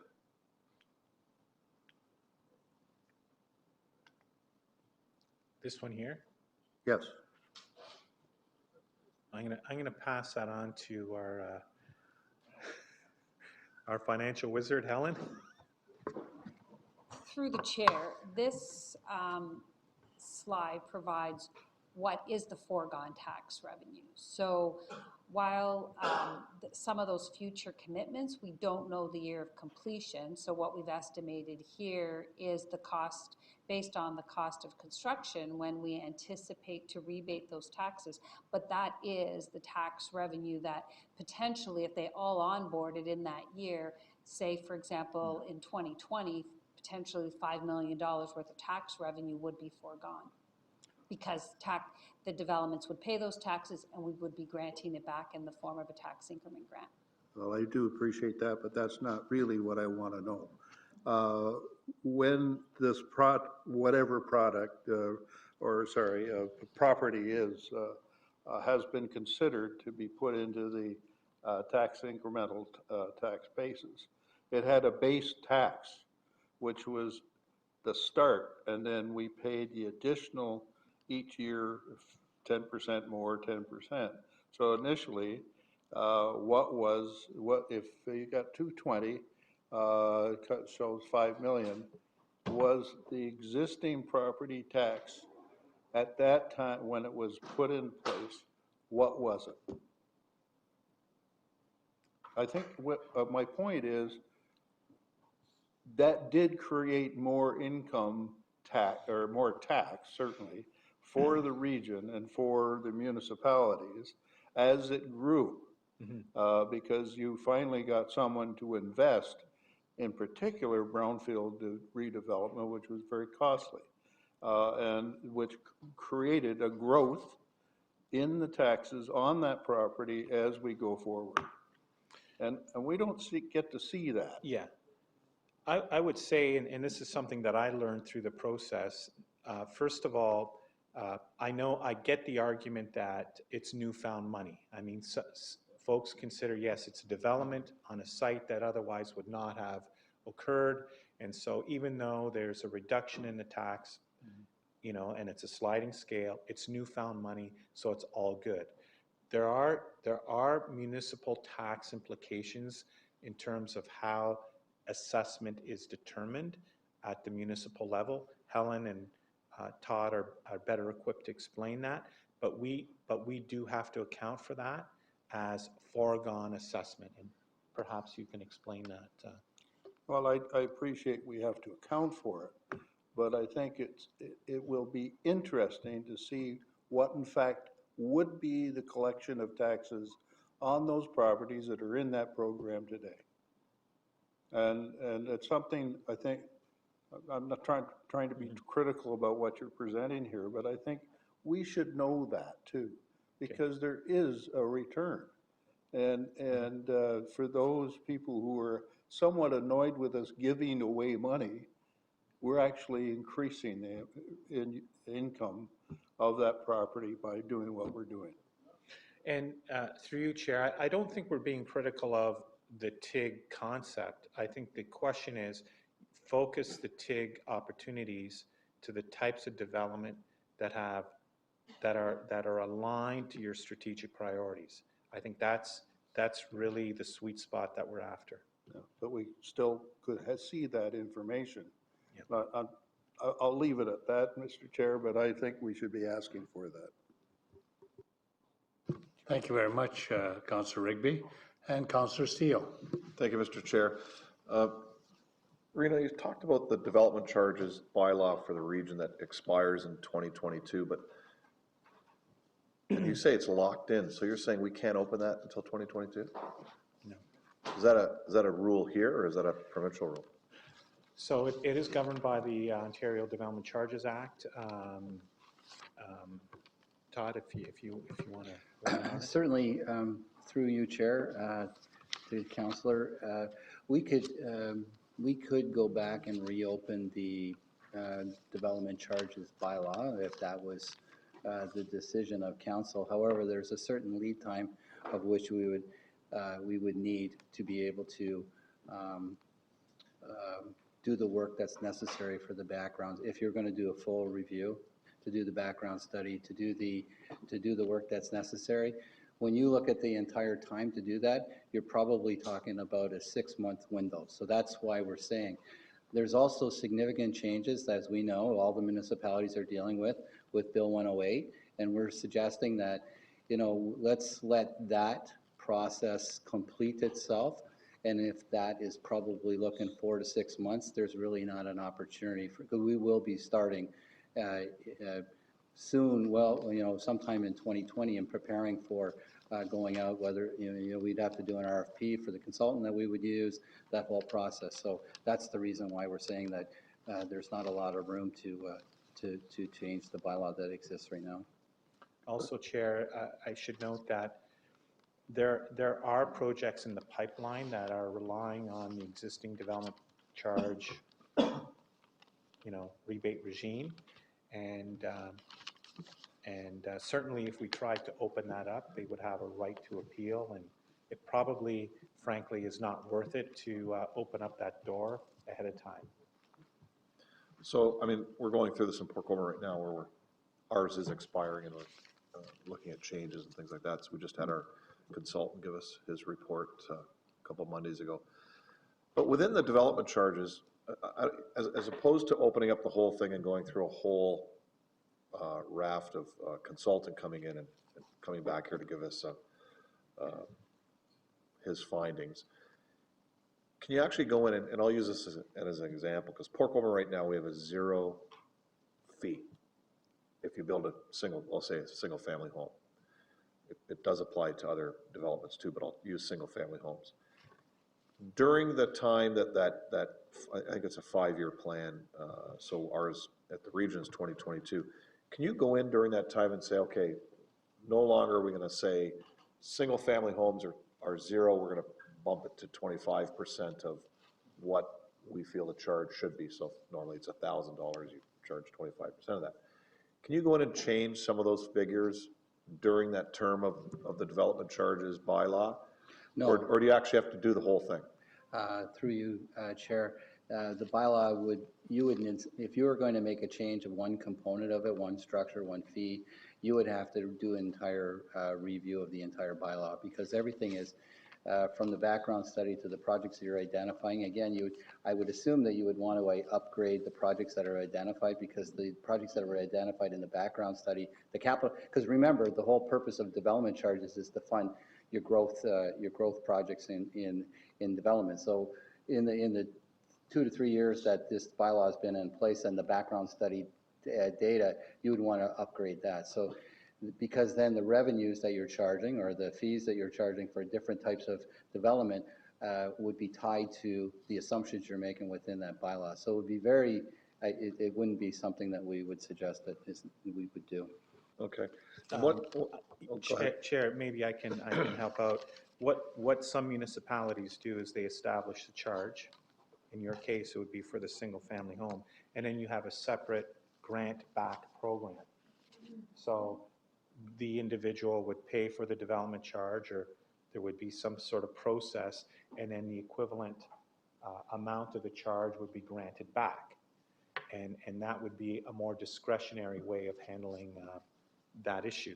And that goes to one of the experiences that we're seeing, that not all 12 municipalities in Niagara handle it the same. There's probably, half a dozen to 12 different ways that each municipality administers their grants and exemptions across the region.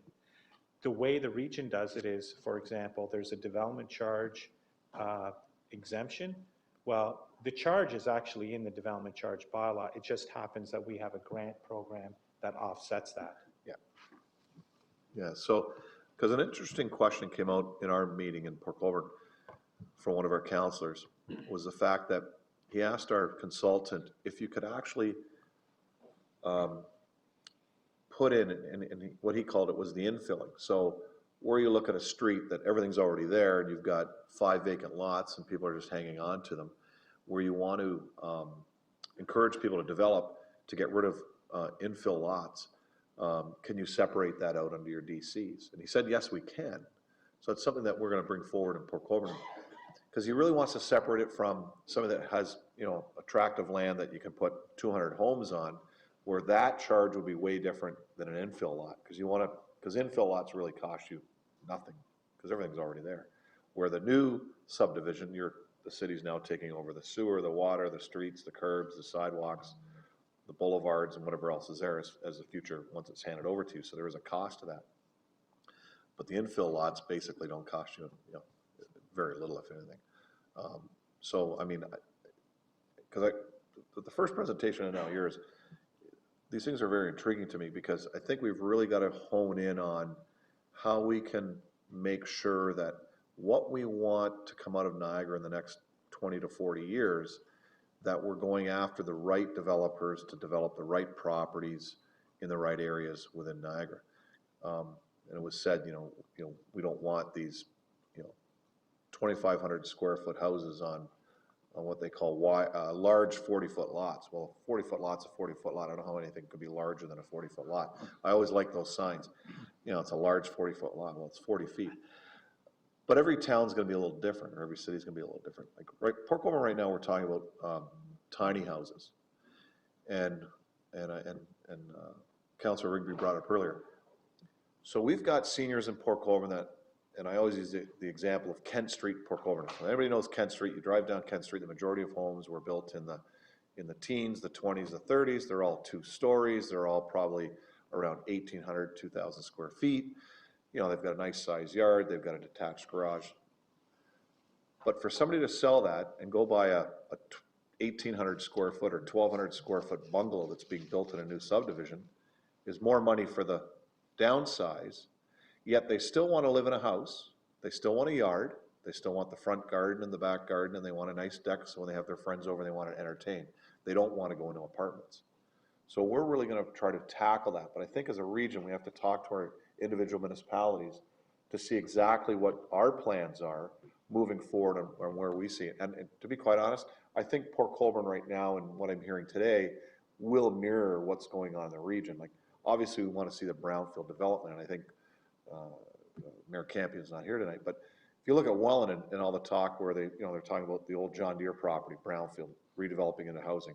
You've got the old Stelco, the old Page Hersey in Welland. They're talking about maybe future development there. Brownfields, polluted, but let's clean it up. Those are the things we got to tackle. Because we can't just leave those things sitting there empty forever. Those are the things we want to put incentives towards. And, Port Colborne's no different. We had our areas of industry in that. So I think, moving forward, we got to look at that. The Boondocks, like my friend over from Smithville, is completely different. They didn't have the big, but you've got the people that's right. But you get what I'm saying, because not everybody wants to live in the country, but there's a lot of people that still do want to live in the country. So they don't want to put in mass housing in a lot of the smaller communities around Niagara. But I think things have to mirror, but I think good things are going to come out of this. But that's why I asked about the DC as far as opening up, because I think going into 2022, I think we need to put that path in place now as we're moving forward so that when that consultant's brought on board, he can tackle exactly what we want right away. So, thank you. Thank you very much, Councillor. Councillor Redekop. Thank you, Chair. Just staying with that graph. So aside from increased assessment, my understanding is that these tax increment grants are based on the number of jobs that the development will generate. Is that correct? Correct. So that means that the region has not only received increased assessment, but also increased employment, correct? Correct. And the economic spin-offs from that. Correct. So if I read your presentation and the report correctly, you're not talking about eliminating tax increment grants, you're talking about more focusing them on specific types of development. Correct. And that's why initially I said employment in specific sectors, housing/rental housing. So if I might, Chair, then with respect to the other two items that you've referred to, what exactly is encompassed in quality of life and public realm? Because you've talked about eliminating the waterfront incentive program. Yeah. And I think most of us would agree that waterfront is one of the most attractive features of Niagara, since we've got two lakes and a river and a unique falls. So what exactly does that include? Well, the initial thinking is that it would be an expanded version of the PRIP program, which is a partnership with the local municipalities for public realm improvements along regional roads, so that there's a more focused benefit, visible benefit, to regional infrastructure. So it's the main streets, it's the core areas. And again, it goes to the conversation about complete communities. We need to continue to invest in our core areas because those are what attract people to the Niagara experience. They're authentic communities, and we really, those are the hearts of our communities. And so it's really, instead of focusing so much on the waterfront experience, focusing on the core areas, our core urban areas. So if I might, Mr. Chair, does that mean that things like facade programs would still be available, or are we just talking about investments in publicly owned land? Yeah, again, that's not well defined at this point. What we're saying is that, in terms of how we divide up the pie, the majority of it should go to housing, rental housing, almost a quarter of it to employment, a quarter of that to brownfields, and whatever else is left residual, that can go to public realm, the urban experience. What that looks like, that's something that is open to the determination of council. If I might, Chair, then the fourth and remaining item, which is brownfield remediation, my recollection is that maybe not this council, maybe it was the former council, gave some direction with respect to archaeological land remediation. And has anything ever come of that? Not yet. Well, But- does that, I don't see that in here. Is that going to be brownfield / archaeological land remediation? Again, it could. It's really about leveling the playing field. So for the right project, if it makes sense to provide an incentive or a rebate to the cost of, the undertaking of a stage 1 or stage 2 archaeological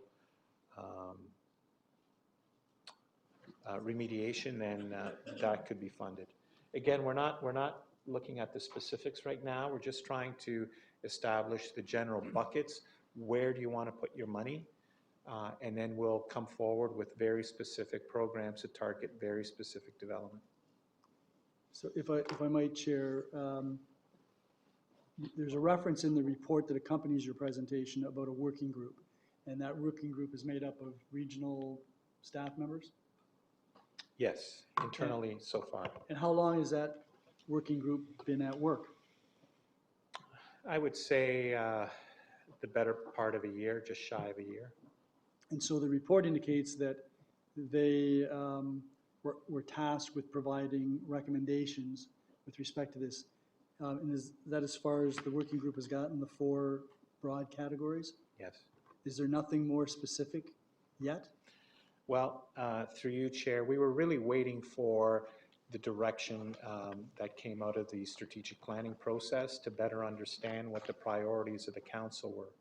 As you know, we've done quite a bit of investigation relative to the incentive programs. We did the value for money audit. We've been looking at the administrative structure, but really we've pushed a pause button until we had the direction from council. Again, the administrative model in terms of the delivery of the incentive programs is going to follow the function. So form follows function. Once we figure out the types of programs, the magnitude of the programs, then we can put an administrative model around that. So we just want to get your high-level endorsement of the 4 buckets that we've identified and, relatively speaking, how to slice that up. If I might, Mr. Chair. So what kind of consultation, if any, has there been with the local area municipality planners?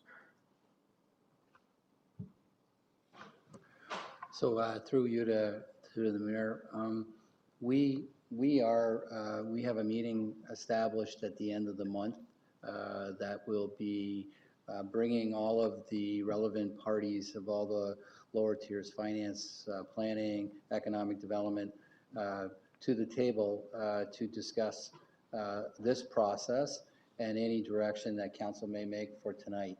And that will be used in the culmination as we go forward. If I could supplement that, Chair, you have heard that we have made the rounds with all the local municipalities relative to the CANCIA information. So now the local planners are equipped with the basic information in terms of core housing needs. So that's something that they're more fully aware of.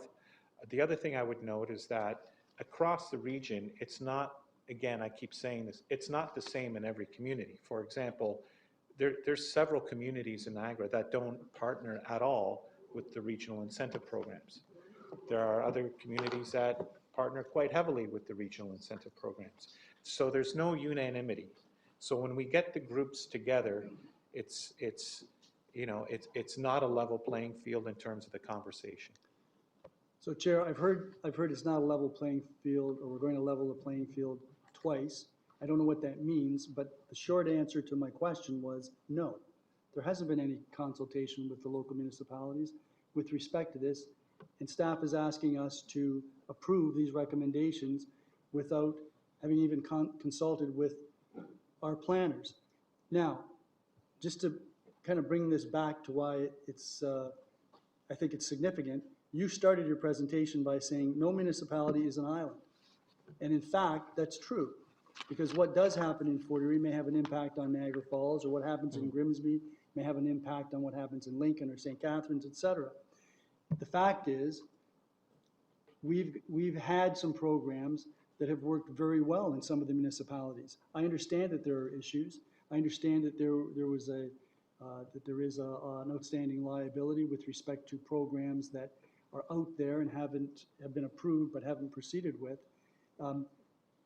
I would have thought that if we're going to be looking at ways that we can maximize the amount of money that we put into an incentive package of programs, that we would look to, the region would look to its local area municipality partners and see whether we can't come up with some programs that will actually feed off of each other and magnify the efficiency or the objective that is being sought with respect to the financing that we're proposing to put out. I don't see that happening.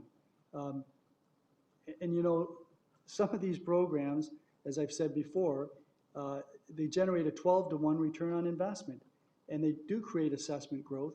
And I'm not anxious to hear that the region is prepared to be a free rider while local area municipalities put out money to some of these CIPs. That doesn't appeal to me whatsoever. I think the region should be a partner. And I know that's not a question, sorry.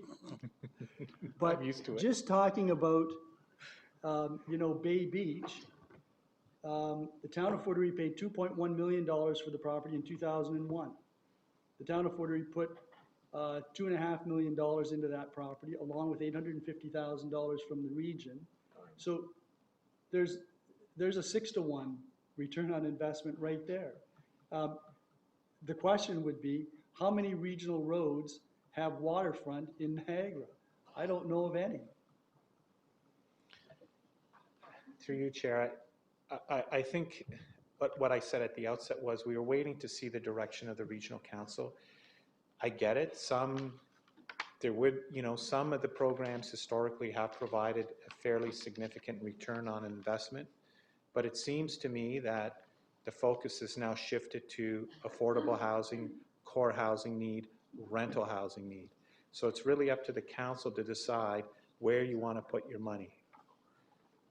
Given the information that we've received in terms of the social condition that we may be facing without the proper investment in affordable housing and rental housing, our suggestion is that ought to be the priority.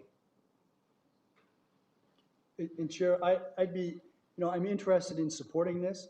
The problem is I don't know what it means. I don't know what the 4 main categories look like when there's a little bit more definition to what it is we're talking about. Could very well be that this is completely in line with some of the strategic objectives of the town of Fort Erie. So from my perspective, maybe these are good recommendations, but I don't know that because I don't know what is behind the 4 main categories. So I'm having difficulty supporting this right now.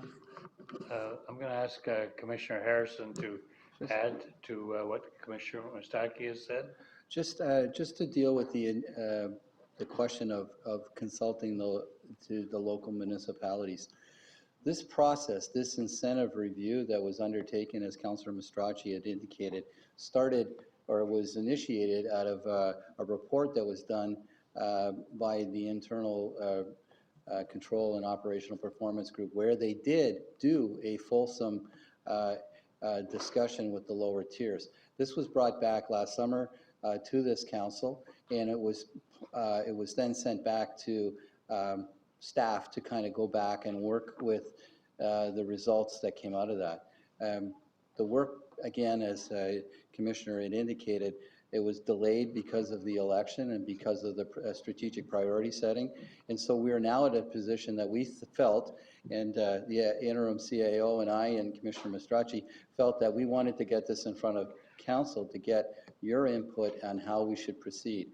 And certainly we put this meeting ahead of going to talk to the lower tiers, because the lower tiers would have told us basically what was already identified through that original review. So again, that was the intention, and I appreciate your comments, Mayor, but that was a bit of the context as to what the process that we were trying to follow.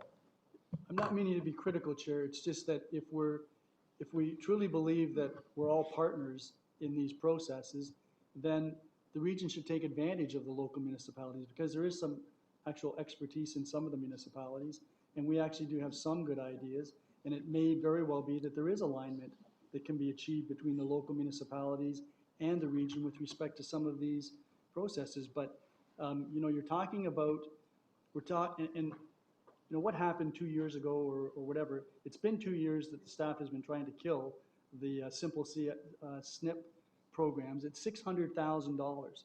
The waterfront program is $900,000. It's $1.5 million. It's not even 0.5% of the budget. And I can think of all kinds of other areas where money has been, I think, invested in a, I wouldn't even say poorly, Councillor Height, I would say in a questionable manner, from my perspective. So I just think that we're missing an opportunity, and you're putting people, councillors like me, in a position of supporting this without really knowing what's behind the veil. Thank you. Thank you, Councillor. We have Councillor Greenwood next. Thank you very much, Mr. Chair, and thank you for your presentation, Reno. It was good to hear there were no changes that are going to be for the already existing applied CIPs. Am I correct? Correct. So if, just to clarify, if we have indicated a commitment, those commitments remain in full force and effect. Okay, with that being said, specifically, Lundy's Lane BIA, do you have any kind of a report that you could give me on the process and the status of that? I'm going to defer that question to Marion, if I can, Chair. Through you, Mr. Chair, yes. At the current time, with respect to Lundy's Lane BIA, the region does partner on what we consider simple grants through the Smarter Niagara incentive programs. We do not at this time partner in the Lundy's Lane BIA with tax increment grants. That's the current status of that. That was decided by council earlier in the spring, and that continues to be the case now. Okay, so that means that they're... So perhaps, Marion, you can clarify what the nature of the simple grants are? Absolutely. Through you, Mr. Chair, the simple grants through the Smarter Niagara incentive programs are comprised of heritage restoration grants, facade and building improvement grants, residential grants, environmental assessment study grants for brownfield, some planning grants qualify. The things that are not included tend to be what we consider tax-based grants. There are certain kinds of development charge grants that are not included and tax increment grants that are not included, both regular so-called and brownfield tax increment grants. It's only in the latter category that we do not partner with Lundy's Lane at the present time. Thank you. Thank you, Councillor. Councillor Foster. Thank you, Mr. Chair. Can you switch to the graph that you had on the commitments for the next number of years? Through you, Chair, were TIGs or DCs? DCs. So I'm curious, back up. Oh,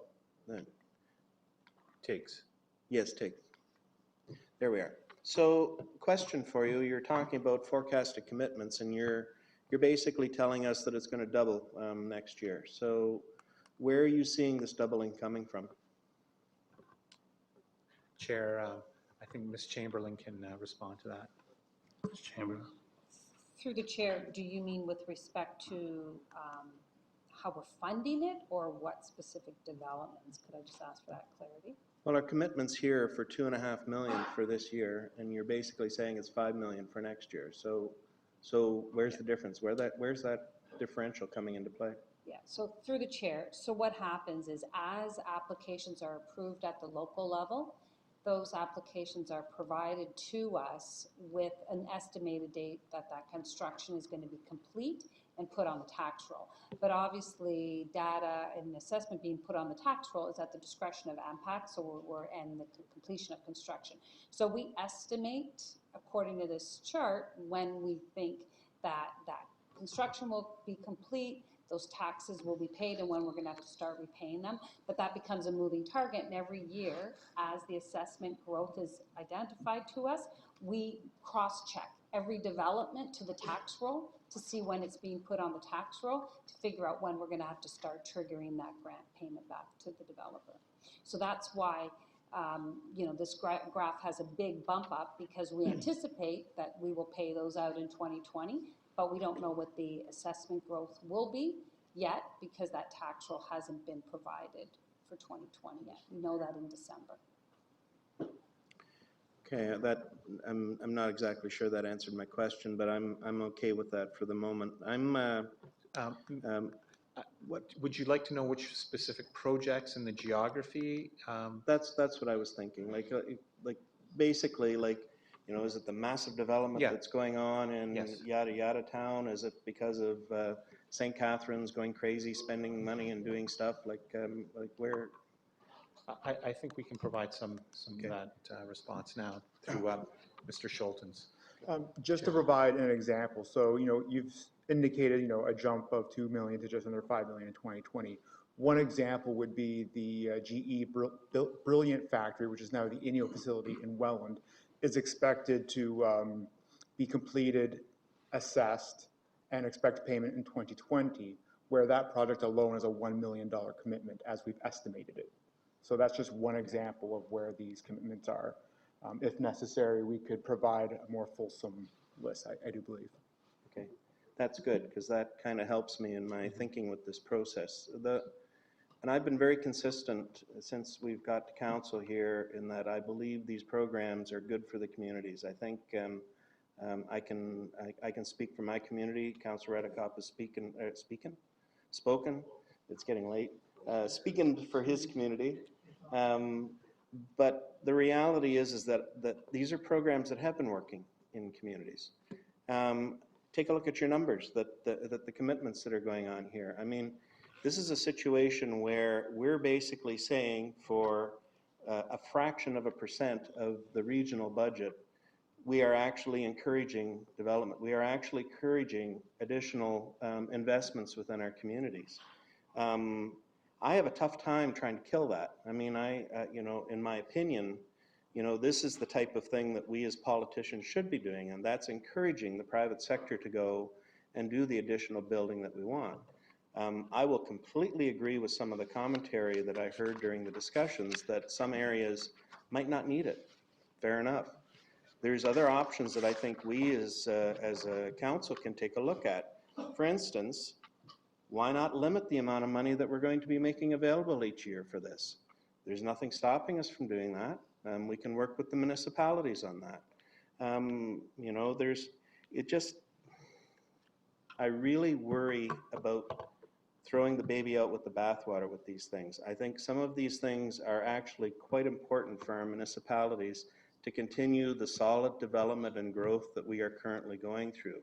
I think this is just one of the many tools that we have available to us to move forward. I think I'm going to leave it at that. Thank you. Thank you, Councillor. Councillor Height. Yes, through to staff. Councillor Steele brought it up. Continual increase in commitment through 2022 because we cannot, I think you said we can't change the bylaw. But then we've also heard, yes, we can, but it's difficult.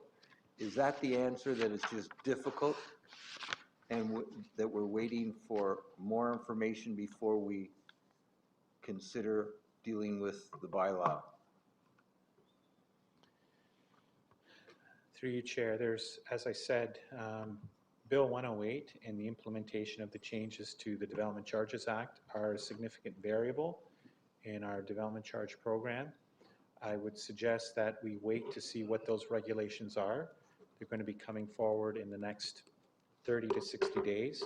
We'll have a better handle whether there's a window of opportunity to revisit the bylaw prior to that, or whether it makes sense to wait to 2022. I would say that there's significant risk in opening up the bylaw ahead of time. It's not something that I would personally recommend. I don't know whether you would actually see a new bylaw that you attempted to open up earlier in place prior to the expiry of the old bylaw. Just by the time you do all that work and consider the risk of appeal, it probably isn't worth it. So I think we're looking at 2022 realistically as the window of opportunity to update the development charge bylaw. A follow-up question through, to staff. Can we limit dollars and cap it at X amount of dollars? Yes, we can. What I would recommend is that we do not embed granting programs in the development charge bylaw. The development charge bylaw should be kept whole in terms of what the chargeable rates are, and then you have separate incentive programs and grants that are funded outside of the development charge bylaw. Follow-up question. Must we fund and be partners with the city if they decide 100%, we have to match it 100%? Can we vary that? Can it be discretionary and a decision of a council decision? Through you, Chair Bradley, there are a number of community improvement plans out there that the region has been the approval authority for. They set out the criteria, the approval criteria at the local level. They also set out the funding relationship as a 50-50 partnership. So they determine, through the staff, they determine it's a 50-50 partnership with us? So the local municipality would have developed a community improvement plan. It set out the criteria, what they want to support. It sets out the funding relationship. They get an application for development, which they deem as compliant with their community improvement plan program. And they tell us what the amount is, and we then fund our respective portion. Well, the question is our portion always the same as their portion? Generally, yes. Okay. A number of months ago, I asked for some information, and your staff were kind enough to give it to me. Calculation method, and they vary as I go from city to city and project to project. Some are 90%, decreasing 10% a year. Some are 80% for 10 years. Some are 100% for 10 years. How does that calculation, how's that change project by project? Chair, Ms. Bannerman can respond to that.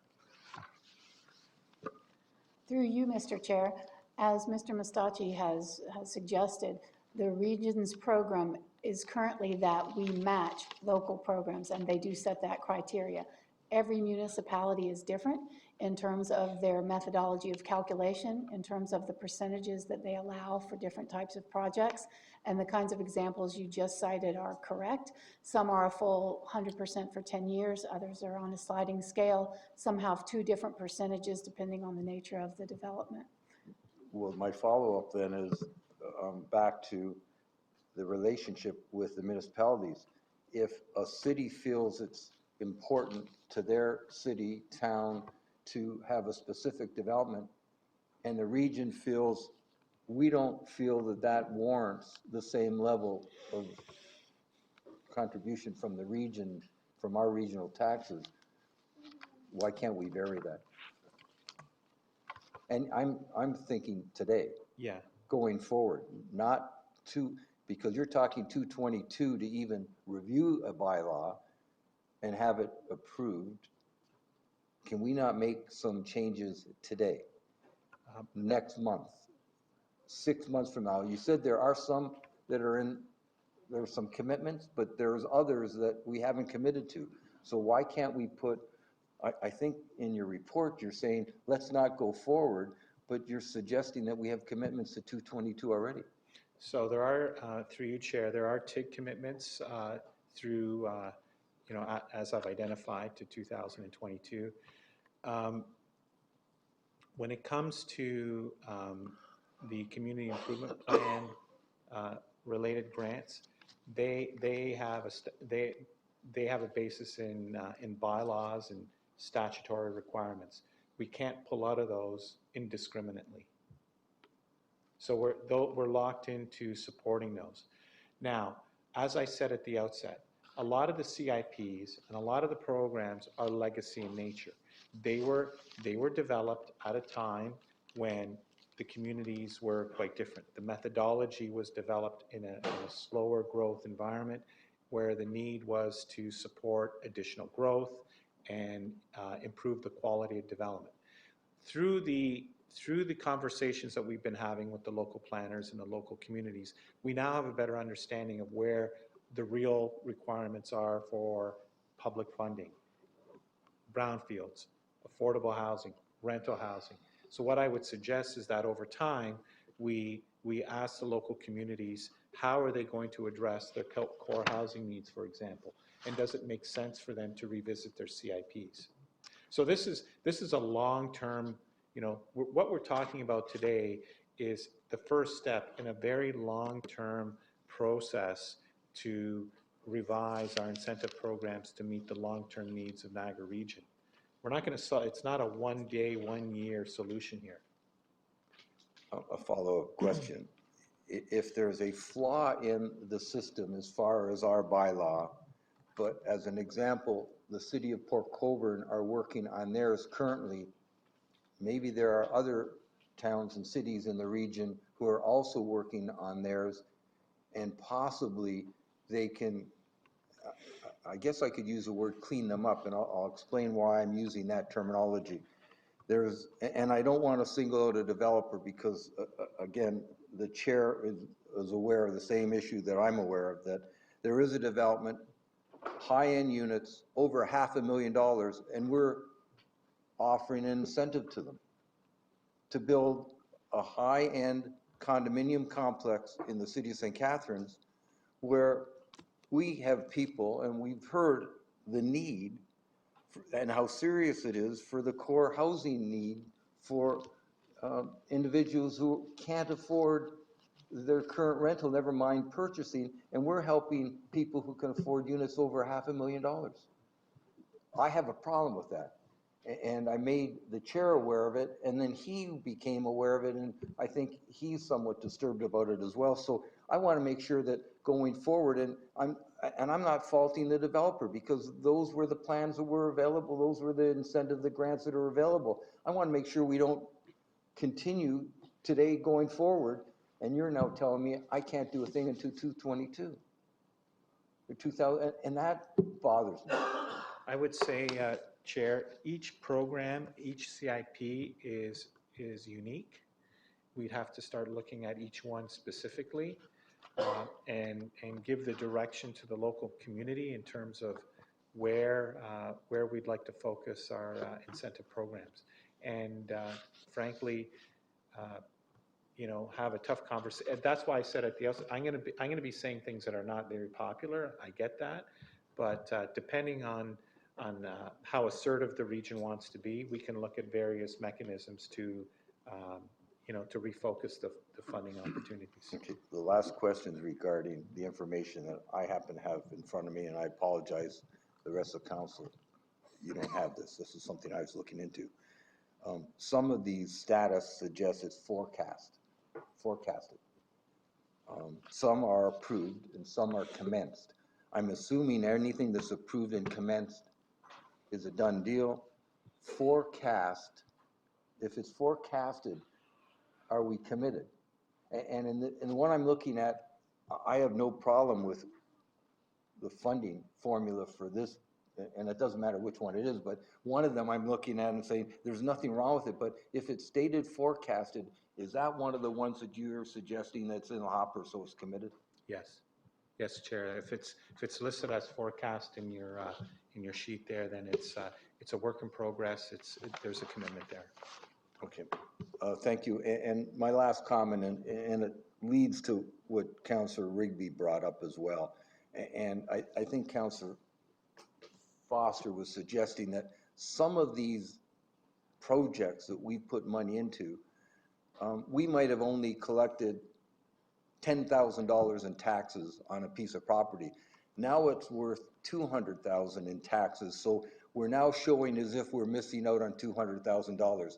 And I think Councillor Rigby wants to see how much was being taxed, how much are we in theory saying we're granting, because really, we're only gaining 5% of that value without the development, and how important that is, because we're going to get the tax revenue. What bothers me is giving a 10-year waiving of fees or taxes, and not what we did. I know we did it years ago. Hamilton, St. Catharines did it down, that 100% the first year, 90 the next, 80, etc., and bringing it down that way was a good way, I believe, not 100% for 10 years. Thank you. Thank you very much, Councillor. May I remind members of council that a quorum is 17. We have 17 now. We cannot have anyone leave unless we have someone come back in and still maintain a quorum.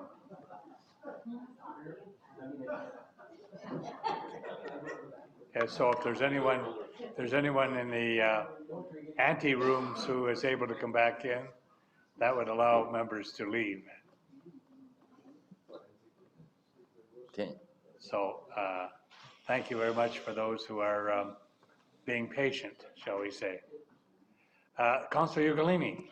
Through you, Mr. Chair, I just got some, I like the comment that Councillor Redicott made, because we're enthralled right now we did our DC bylaw and we're doing our DC exemption bylaw right now. So we've got the 60-day commenting period after the council meeting this past Tuesday. And the two things that are important to Thorold and that we're maintaining and very strong on brownfields and downtown revitalization. The downtown in Thorold and the brownfields, the return on investment is unbelievable, and you see what's going on. And to us, those are key developments, and we're going to continue. Now, on the downtown revitalization, on our report is we're lowering the incentive, but we're still keeping the incentive. The brownfield's still high. We still do agriculture and all that, but the commenting period's on now. What I don't like about the report is the 20% allotment to brownfield. I don't think that's enough, because brownfield is where you're going to get affordable housing. So I think that there's a disconnect there. And I think that the brownfield should be higher, percentage-wise. Affordable rental, I have a problem, and I'll tell you why. It's not that I agree with we should be helping that area, but here's where I have the problem, and it's what I addressed at AMO when I met the Minister of Municipal Affairs. I says, I get what you're doing. You want to build more stock. You want to build more mixed housing and make affordable units, whether it's townhouses, semis, but in a university town, that's not affordable housing. What happens is the townhouses and semis get filled with 6 students in each unit. They make $3,000 a unit on rent. A family can afford to pay $1,500. They're out of the market. So what's happening is we're not getting the affordable rentals because they're being used as student rentals. So I caution that, because I don't want to be giving out money for something that's going to be a student rental, because we're actually not solving the issue. Now, that's not to say that's the same in every community, because every community is different. The downtown revitalization CIPs, I want to comment on that as well, because they tear down a building, they put up a new building, and we've lowered our CIP scale. It's still there, it's good, but it's not as generous as it used to be. But in the first year, the taxes that we're collecting, the region's collecting, is a lot more than you were collecting when there was a dilapidated building there. So you can say you're losing tax revenue, but you're actually getting more tax revenue than you were before. So you got to be cautious there.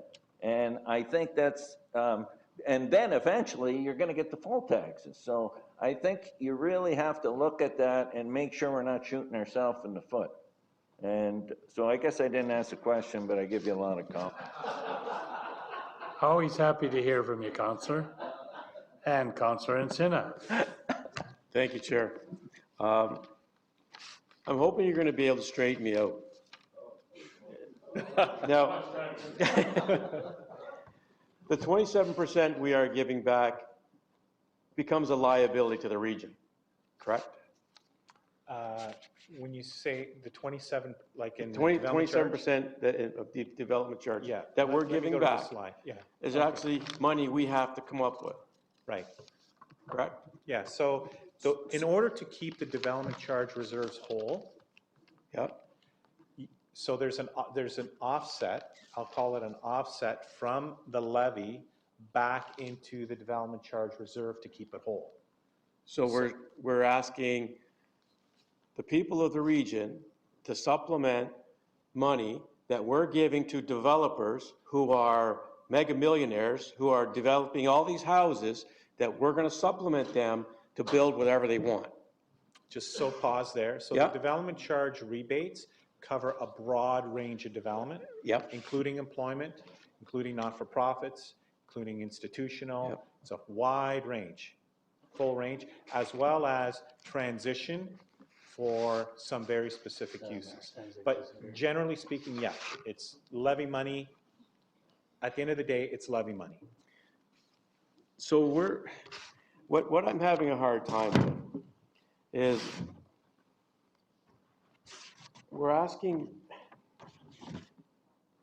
we want to take away grants and incentives to places like Fort Erie where it's done great, people have done great things with it. You want us to take that away and put the money in their pockets. Is that what we're asking to do under DC? Am I off base here? Yeah, I didn't quite get that. Can you run it by me So again? I guess what I'm saying is we want to get rid of the incentive programs, correct? And rechannel that money somewhere else, correct? What we're suggesting is that you identify your priorities. Right. So there's likely some refinement opportunities in terms of the things that you're providing grants and incentives to, and direct that to your most urgent requirements. Okay. I guess some of the things, I have to go back to what Mayor Redekop said. Things, it's done so much for the community. So this is just sort of, I'm looking at this as just one aspect we're looking at, right? The incentive part. So CMHC, along with what we've heard, are saying the best way to address affordable housing is to go up. That was presented at AMO and all the way through. So in order to do that, do we now have to come up with more development charges for developers to say, we want you to build up now? How do we go about doing that? Or is that another one of those things that's another piece of the puzzle that we have to address?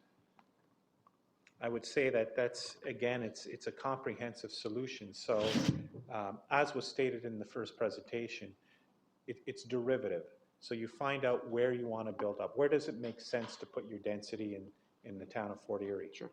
And if that's really important, then you provide an incentive for exactly what you want to achieve, whether that's a multi-story rental building, whether it's another form of stacked, dwelling units, but it's to focus your incentives on more precisely, clinically, on what you want to achieve, what you want to accomplish in a specific neighborhood. All that being said, and I appreciate that, I just have a really hard time with the fact that we're going to use money put in by the levy to go towards development charges to pay it off. Have we gone and looked elsewhere through the region, through our finances? Have we gone elsewhere to say, is there anywhere else we can take money from? Is there anywhere else we can tighten things up to complement this? Is there anything that, any other programs or anything else that we can look at and say, okay, because personally, I'd like to see an added cost to the levy.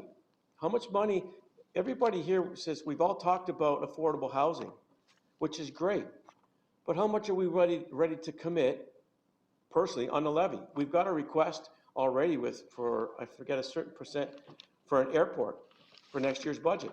Well, where is it that we're going to put so much money in from the levy for affordable housing? That's not there. I think if we're going to do ourselves justice, it needs to be there, not just through this incentive program. Sorry for being a tirade. Apologize for that. And I understand that's what we're doing, but I guess, is it part of the program that we're looking into? Is that one of the avenues that will be explored to add it to the levy? So through you, Chair, we are currently offsetting the development charge grants and incentives with levy money. So that's something that we're doing right now. So what we're saying is identify very specifically the projects that you want to support, clean those up so that we have better line of sight in terms of directing the limited resources that we have to solve some of the problems that we're anticipating in the future. That's what we're suggesting. I think right now, from my vantage point, the incentive programs, I said there's 70 across the region. They're quite different. Some of them may be exactly what you want. Some of them maybe not. So I think it's warranted to set out some criteria and to focus the funding opportunities in a more direct way. Thank you, Councillor Encina. Councillor Hewson. Thank you, through you, Chair. Okay, I've got a simple question. Why do we give a grant instead of just waiving the fee? Why do we have to collect the money and then collect the money somewhere else and then move the money around? So in layman's terms, government finance is such that impact gives the community a specific assessment. We're actually not allowed to waive fees or an assessed value. The assessment needs to be kept whole. So if you decide to incentivize a certain project, it has to come from another source. Helen, I don't know if there's a simpler way to explain it. Yeah. So it's a provincial regulation or not? Through the chair, there's different funding sources, and I think what's getting confused is we have different funding mechanisms for the development charge rebates than the funding for the tax increment grants. They're two very different funding mechanisms with different limitations and different financing strategies. If we're talking about the tax increment grants, what Mr. Mosachi was trying to explain is that the tax increment grant, it's tied to the increase in taxation. So first they pay the taxes, we do all of our checks and balances, and it's a grant back. So we collect the revenue, we pay it back. With the development charge rebates, we essentially, there's no exchange of cash, but we have to fund the cost of those development funded growth related projects, and that is substituted from the levy. So they're two very different equations and two different strategies. And I think it confuses things a little bit because we're trying to deal with this whole bucket of funding. At the end of the day, it's all tax dollars, and how best we can prioritize it. And perhaps maybe there's a separate educational piece that we could put together that speaks to the two streams. But at the end of the day, the fundamental problem is we've got $7.8 million, and is there something else we could do with those different buckets of money? Okay. So I think like you're saying, we're trying to push forward a vision for how we can best spend that money, right? So if we were to approve this tonight, are the next steps to come up with the finer details, and will that then come back to council for further approval? So Chair, I think that would be an appropriate conversation in conjunction with the consideration of the report and the recommendations. But as you can see, that is the direction in the report, to bring forward a more refined program delivery model as part of the budget process. Mm-hmm. So could that also take into consideration somehow building in some, or could potentially, the concern over the waterfront development or the downtown revitalization could that be fit into the quality of life classification as a way of trying to come up with a compromise on maybe some of the concerns that some of our members have? I think there's definitely the opportunity to provide that input. I think what we're looking for is, in terms of a general order of magnitude, how much do you want to put in each bucket, so that we can start planning for that.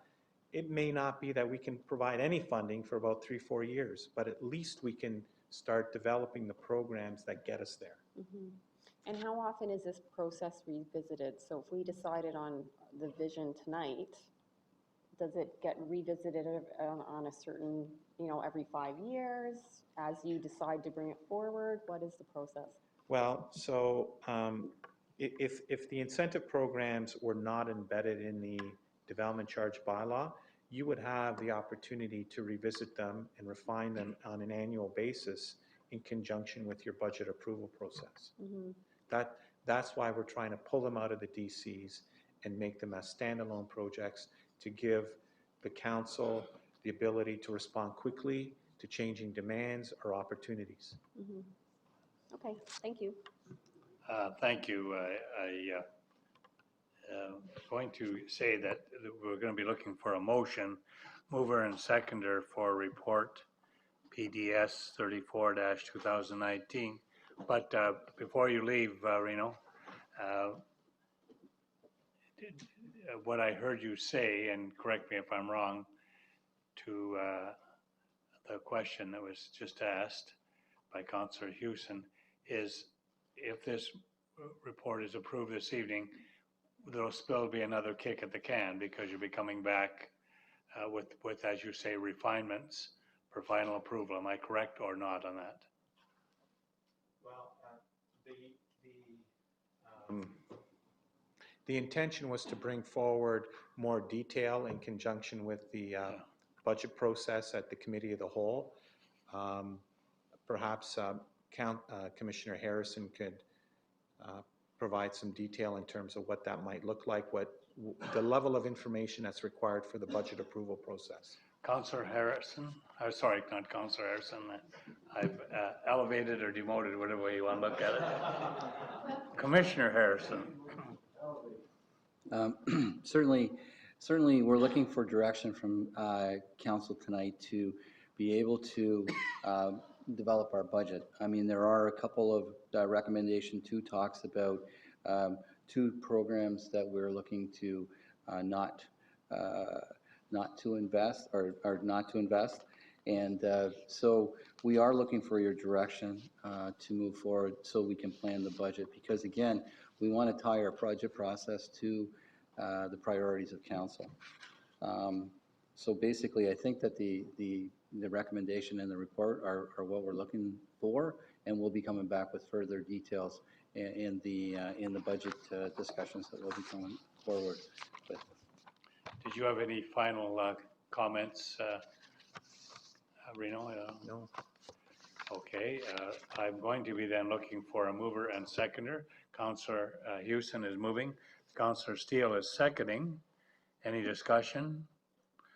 Councillor Redekop would like to comment.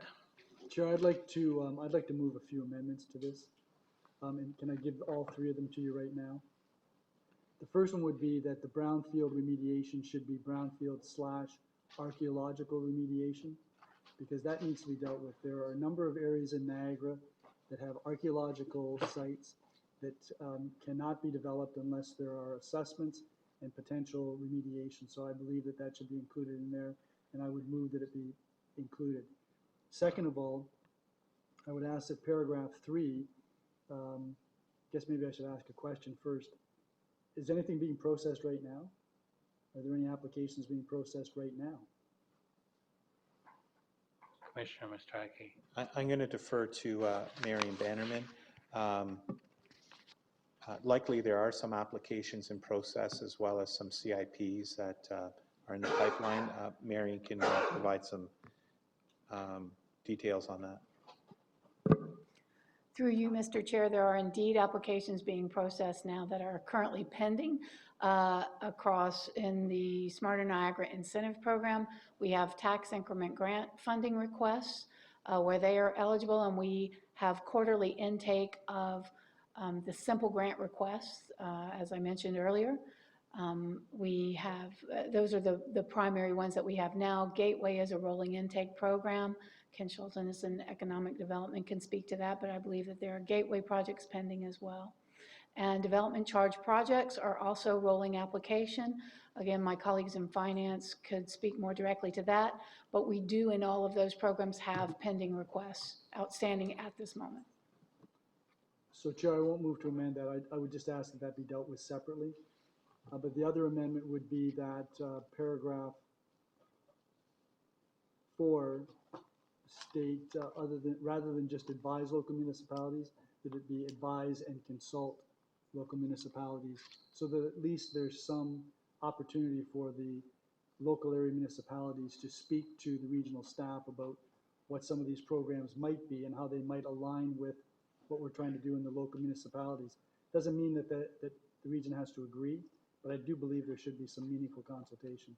So the amendments are brownfield / archaeological remediation in paragraph 1 and paragraph 4 to advise and consult local area municipalities. Thank you. We are then dealing with the amendment. Do you have a seconder for the amendment? Councillor Encina is the seconder for the amendment. So we're discussing the amendment now. I have names on the screen, but we'll have to bring those names back. Anyone who want to discuss the amendments? Councillor Hewson.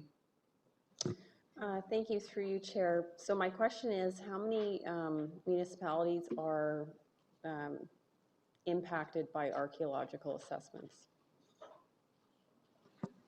Through you, Chair, I think it's there's a relationship there. What the development industry tells us is that it would help them mitigate the risk. And so there's probably a good case for that, provided that we put some rules around that a little bit better in terms of what the upset limit is, what the nature of the artifacts are. And frankly, the reason why we've been holding off is, as part of the new official plan, we're preparing an archaeological master plan, which was going to provide a little bit more guidance in terms of how to protect and manage archaeological resources in the region. I could see that as an outcome of that, there would be some incentive to protect those unique resources. So I don't think what Councillor Redekop is suggesting is out of line. I think it's definitely something that we ought to consider positively, favorably. Okay, thank you. Councillor Dart has an intervention. Councillor Dart. So in light of Councillor Redekop's change and advise, consult, the word consult, do we really even need number 5?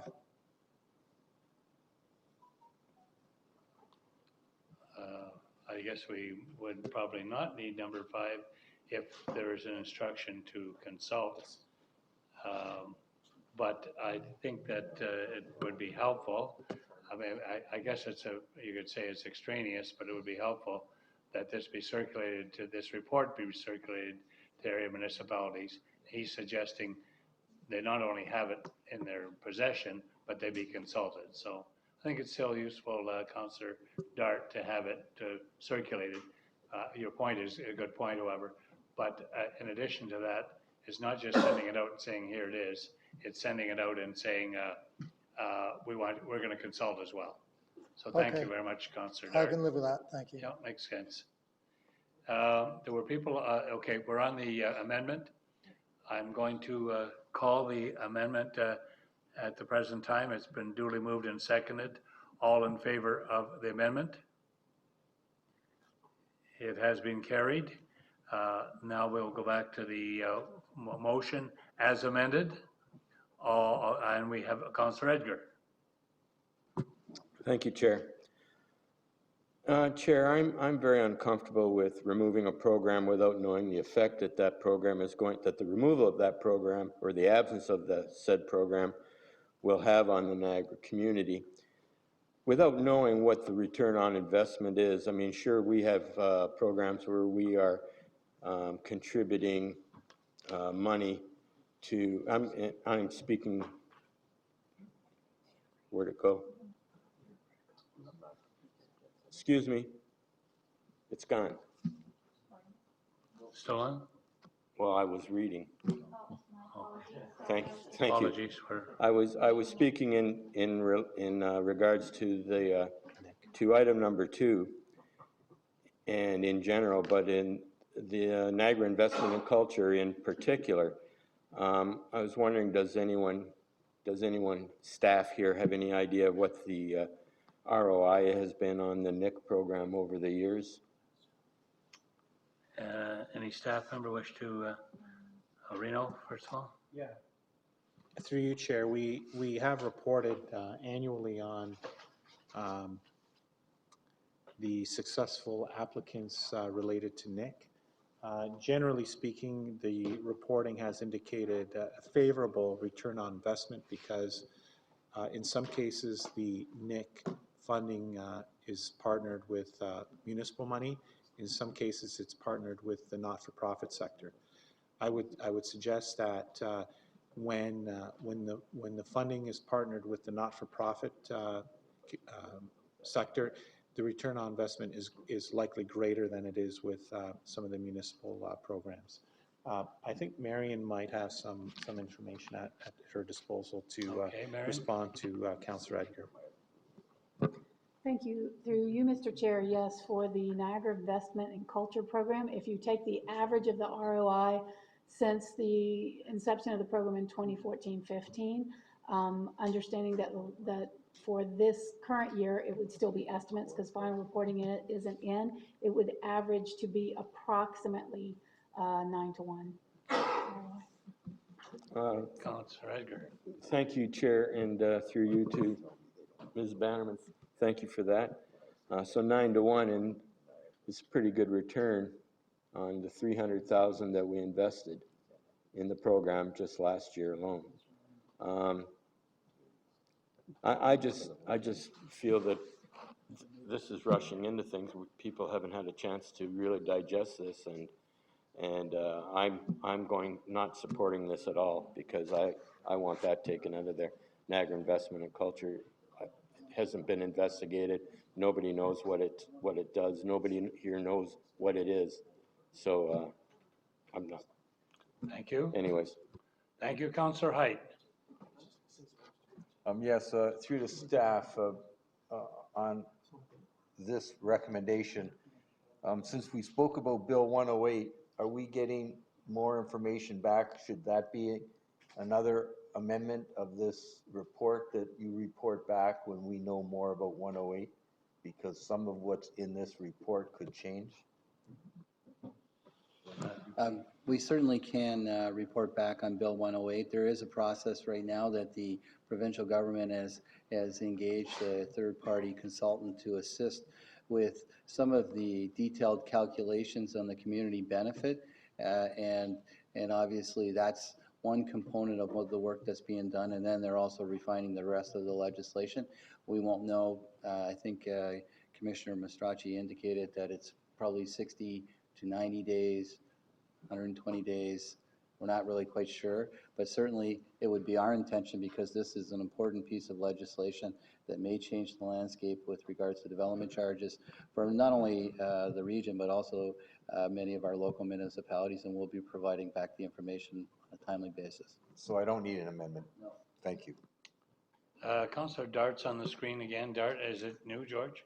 It is. Okay, Councillor Dart. Yeah, I'm not going to vote in favor of it. I'm in full agreement with Councillor Senna here. We need to this needs to be broken down more.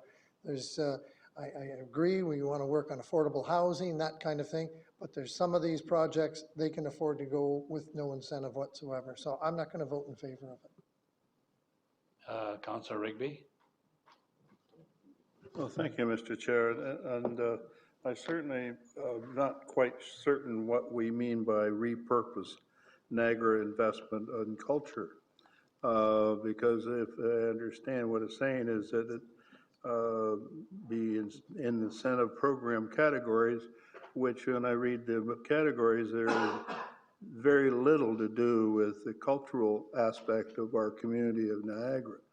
And I don't know where the 9 comes from, but I sat on the committee last year and reviewed the programs and the allocation of the funds. And I think in every case, the ones that I saw or attended or heard from people was that it was very effective in providing assistance to a segment of our population that are very talented but get very little assistance anywhere. And the only other one that I know of is, and I'm probably wrong on this because some of our other municipalities may have something like this, but I know St. Catharines does. And that is a part of our community that we started to help back when War of 1812 was celebrated.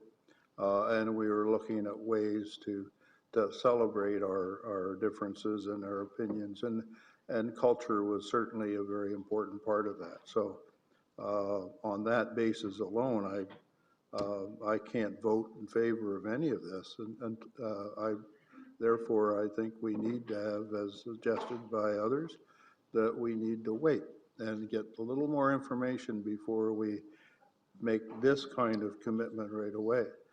I think we all remember, most of us, that we had a great long discussion in identifying what was important for our community back in the spring.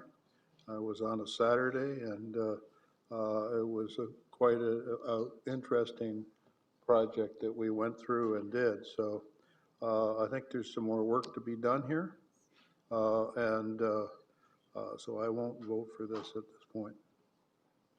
Councillor Kiokio. Thank you, Mr. Chair. I agree with Councillor Rigby. I think we do need some more clarity on this.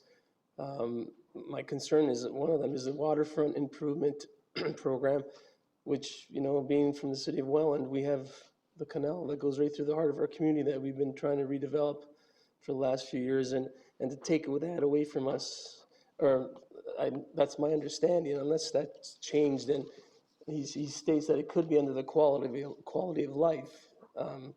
Again, he says it could be or it could not be. So I just like more clarity as we move forward. If we agree to this evening, I just think it's vague, and it still needs to come back with more clarity. So I know the direction you want to take, but it's just vague for myself to say yes. And I don't know how we move forward. I hate to say no, because it is probably good moving forward, but I think we just need more information, and I'm just not sure how we, you know, if we vote this down, what are the next steps? Will staff come back to us with another report, with a more clear report, is my question, Mr. Chair. Thank you. It's for you, Chair, and to the councillor, and it was actually quite related to a conversation I was having with Councillor Insignia. And just following along the discussion, I appreciate, thanks to Mr. Mustacci, it's quite a bit of information. Thank you to the council for a lot of good questions.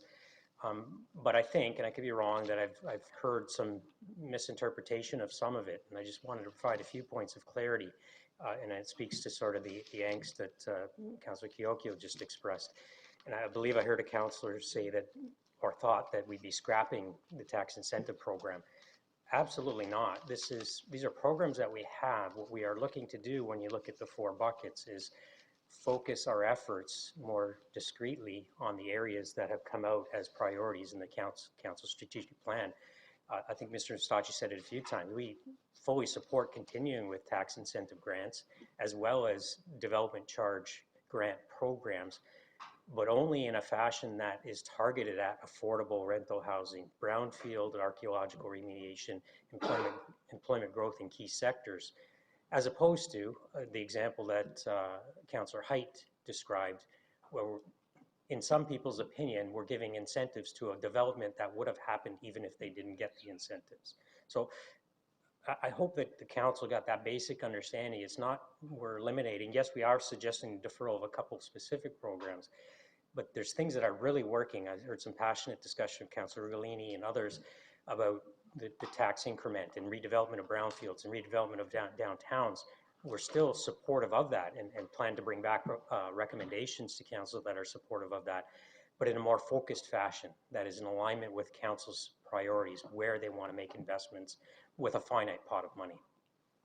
I hope that's helpful to the council's comment. Councillor Houston.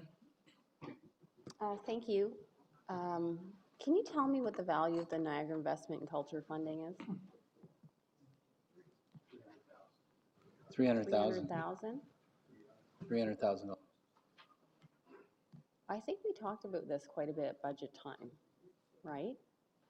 And there's been quite a significant cut to arts funding at the provincial level. So I think that our community is already feeling that impact. Is it possible to amend this further? We can. Could we break number 2 up into 2 so that we consider the Niagara Investment and Culture funding separately? And then we've talked about the waterfront improvement potentially being or allocated to the quality of life allocation. Could we somehow capture that?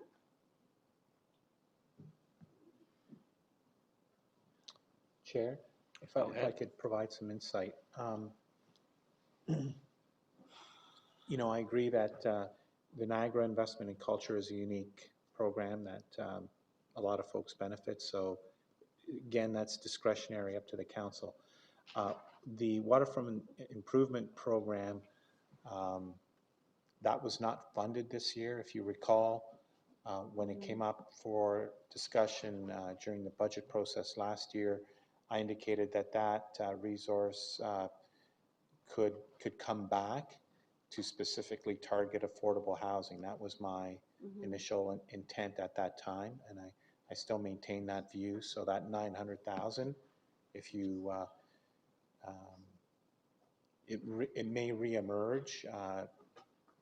My recommendation would be to focus on something that you've identified in your strategic plan. I don't believe your strategic plan actually speaks to waterfronts, but it does speak to housing. So that's why we're doing this. The simple grants historically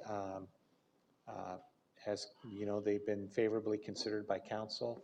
Again, that's a discretionary item. So I'd like to separate number 2 so that we consider Niagara Investment and Culture separately from the waterfront improvement, Smarter Niagara, and potentially vote on that separately. Can I say? Clerk, we can do that or not? Councillor Harrison is going to speak to that. I keep getting recognized that I got elected, but I'm not sure. Anyways, my point that I wanted to make is the whole purpose of this report is to identify for our budget process some of the work that we've done that to try to realign, and I think the interim CAO had mentioned this. We have a very challenging budget process. You're going to be getting a lot of documentation early in October that talks about many of the challenges we're having in our budget. And the purpose of this is to identify, based on the strategic priorities that the council had made, ways of taking the existing money and redefining it into those areas. I think that's the context by which you really need to look at this report, as the interim CAO had indicated. There will be an opportunity, I guess, for some of these other programs to have a fulsome discussion at the budget. However, we have a with the direction that council gave us on the direction on the guidance, we have a very, very difficult time of meeting that guidance. And we, you know, I think the presentation by Cancia really identifies the problem that is the #1 problem that many of the council has talked about affordable housing. And we need to start doing that. And so while these programs, and I'll talk about the investment in culture, it seems to be a good program, we have to start working towards what it is that the council really wants us to spend our money on. And that's why this is here. And I just thought this was an opportunity to jump in and add to that, just to reinforce what the interim CAO and Commissioner Mastracci has been talking about. So I hear what you're saying, but if the way this reads is we're eliminating the Niagara Investment in Culture program in favor of reallocating that money, and I'm not in favor of that. So based on that, I would have to vote this whole thing down. That's why I'm saying I'd like to split it up, and I'd like to vote on that separately. Yep. And I'll ask the clerk, is that possible to vote on separately? Yes, it is. That is an acceptable amendment.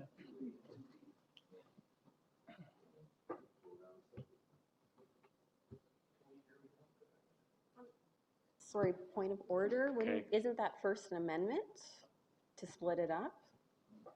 Or can we change it? Well, but I think that, I don't see what the waterfront improvement and the Smarter Niagara incentive grants have to do with, like, they don't have to be packaged together like that. Because I'm fine with reallocating those grants, but I don't want to reallocate the investment in culture grant. So is that an amendment? Through you, Chair. Clerk? There's a couple of ways we can do it. Certainly, if you want to make an amendment to like have a 2A, which talks about the NIC program, I can certainly make that change if you have a seconder to make it clear. I have a seconder for that. It'd be Edgar, Councillor Edgar.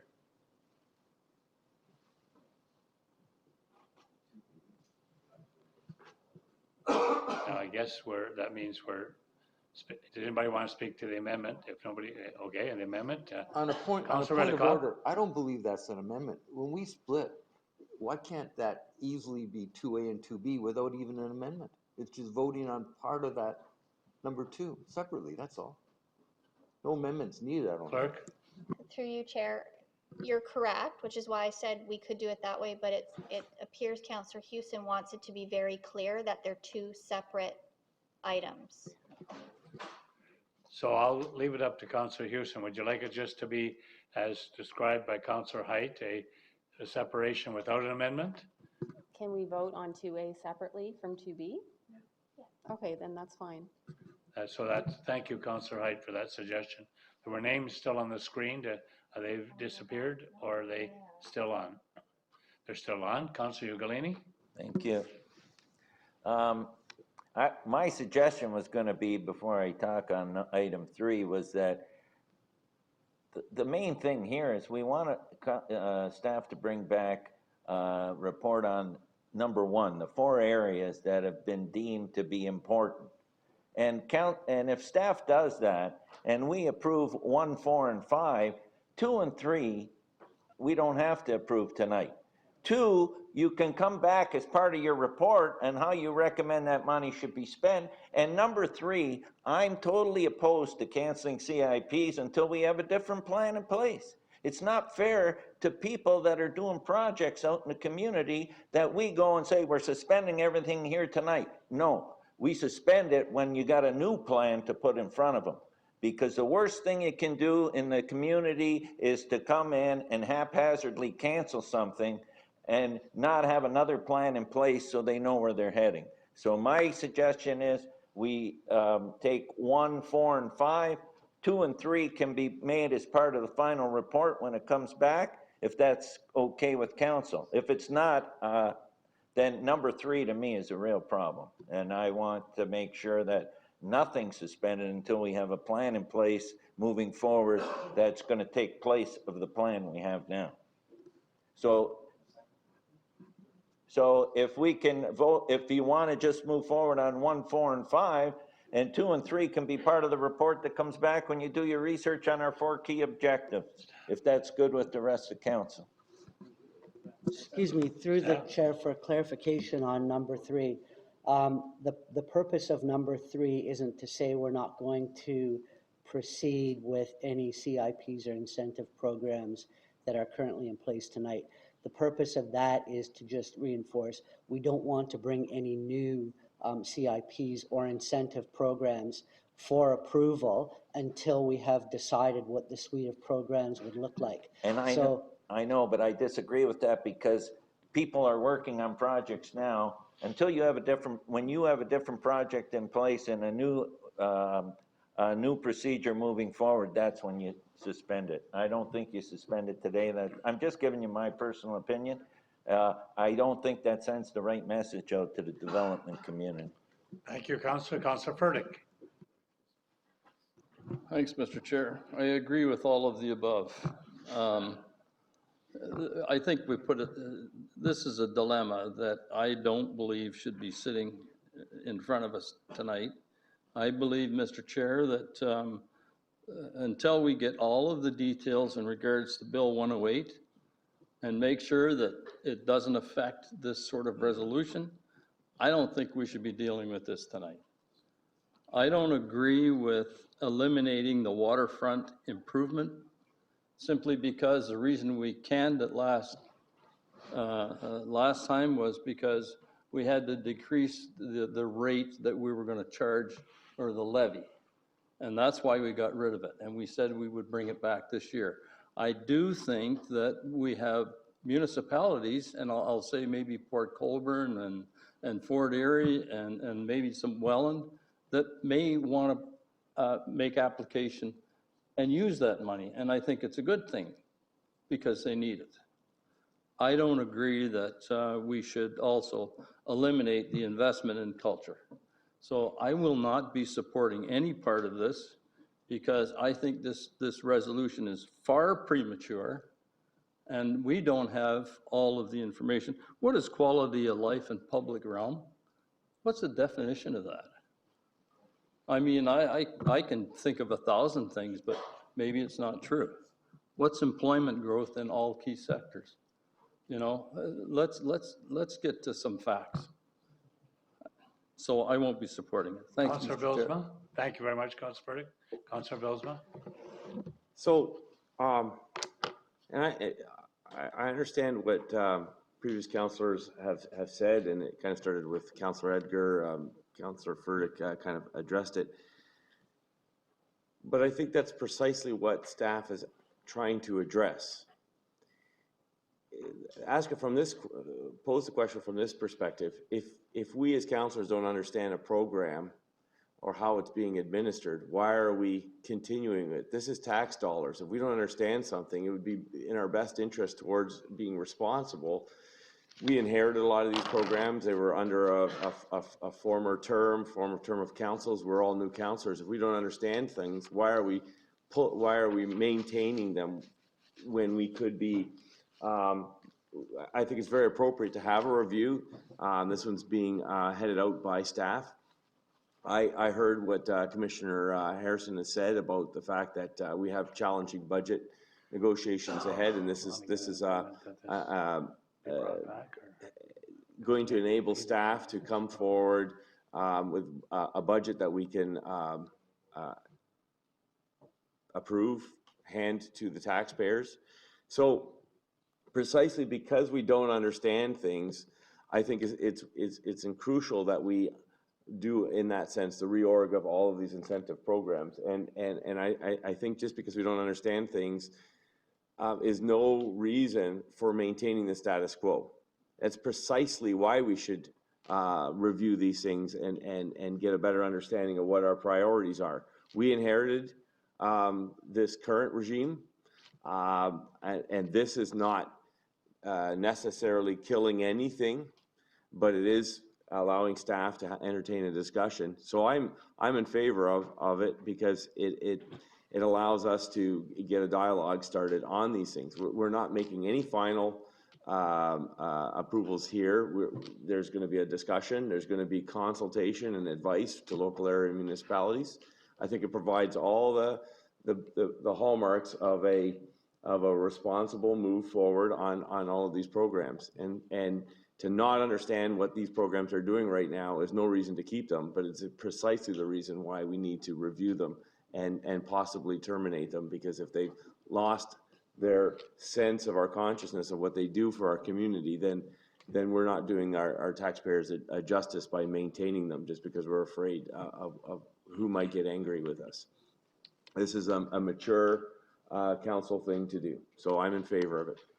Thank you, Councillor. Councillor Gibbs, sorry, I'm going to ask for the CAO before I go to Councillor Gibson for some clarification. Thank you, Chair. It kind of dovetails to Councillor Bosma comments, and I look to the two speakers that are on the list to come forward, because I will look for clarification from Council. I happen to agree we need to move forward in some way, and that way we move forward is bringing back more information in detail to Council.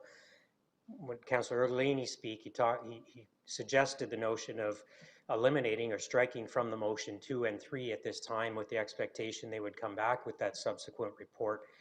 I think I heard Councillor Foster say he wanted a second, but that never got formalized. If that seems to be the will of Council, that we actually move forward with a review process, we're going to be coming back. We're not eliminating those programs at this time. That can be done, but it hasn't formally been done yet, and it'll allow us to actually proceed and get things moving. So, Councillor Gibson, can I ask Councillor Ugolini if that's what he wants to do first? Okay, Councillor Ugolini? Yes, that's what I want to do, and if Councillor Foster will second it, then I'd like to put that on the floor. Okay, I want to go to Councillor Gibson now because he's been patiently waiting. Thank you, Chair, through you. I draw everybody's attention to number 4 there. What I think I'm seeing here is that staff has created basically a roadmap of where they want to go with this. They want to put it out to the municipalities for consultation. The municipalities may come back with many variations to what is written here and different interpretations. So what I'm seeing is that staff has created a roadmap. We're putting it out for consultation.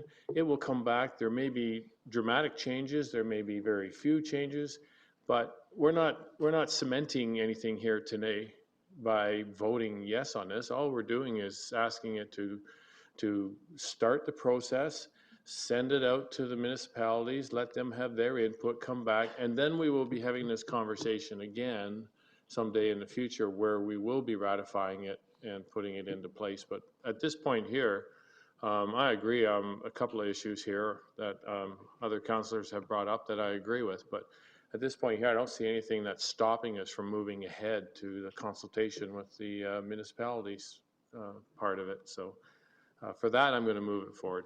Thank you. Councillor Whalen. Thank you, Mr. Chair.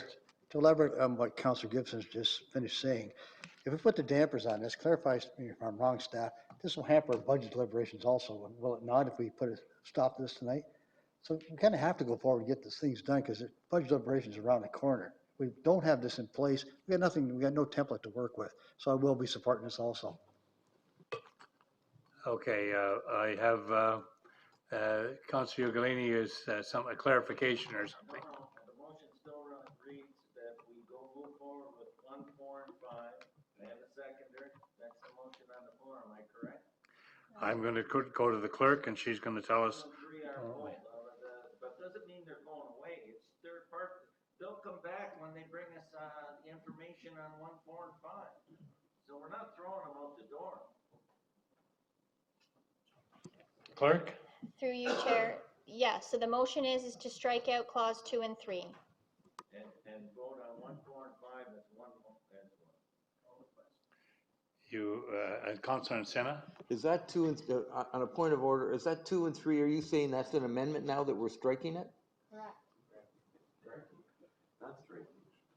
The amendment is to remove clause 2 and 3 from this motion. So first we have to vote on that. To remove clause 2 and 3, yes. Councillor Senna, I think he's speaking on the amendment. Thank you, Chair. What I'm going to ask is that we defer 2 and 3. Or refer. Yeah, not that kind. Refer 2 and 3 Yes. to when they bring back the report. Yes, that's what I wanted to say. So the clerk is going to be extremely helpful in saying what we're going to be voting on, and you will have Voting heard, on, yes. will have heard the discussion debate, So the clerk will tell us what we're voting on. Any staff member want to say anything before we actually vote? No? Yes? So through you, Chair, the motion on the floor is to strike 2 and 3. We can't have another motion on the floor till we deal with the motion to strike. Should that fail, then Councillor Encina could put his motion to refer on the floor. Point of order, Chair? Yeah. Maybe I can put a little bit of help out here. Councillor Ugolini and Councillor Foster want the same thing as Councillor Encina. Councillor Encina and his seat partner, Councillor Steele, are doing it the correct way. Yeah. So if perhaps, if perhaps we can get Councillor Ugolini to withdraw his motion or his amendment, then we can move forward with the proper way of doing it. Which is a motion to refer or defer. Which one? No, refer means you're sending it to a different place. Defer means you're bringing it back later. Councillor Steele wants to clarify. Well, he can try, but I'll. Yeah, thank you.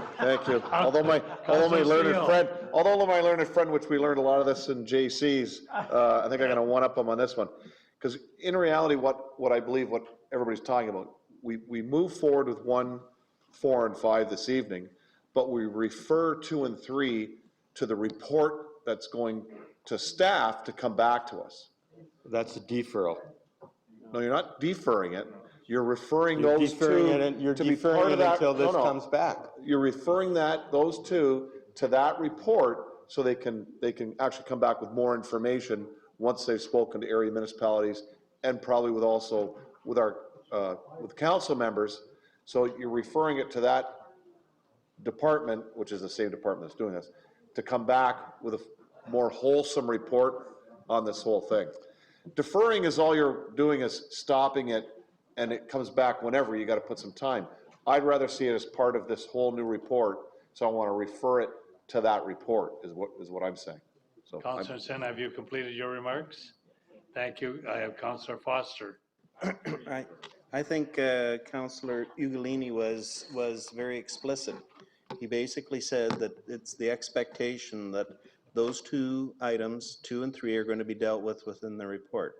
I don't think there needs to be a deferral or a referral or anything else. The motion is to strike those 2 at this point with staff understanding that those things are going to be part of that report that's going to come forward to us. I think that's fairly simple. We don't have to make it more complex than that. I will go to if you strike it, it means taking it away. It doesn't say it's coming back. Striking it means it's gone. That's not what he wants. I'm going to get the clerk to tell us what we're going to vote on. So I will thank you all for speaking. Now I'm going to ask the clerk to tell us what we're going to be voting on. Through you, Chair, if Councillor Ugolini does not want to withdraw his motion, then the motion that we would be voting on would be to strike 2 and 3.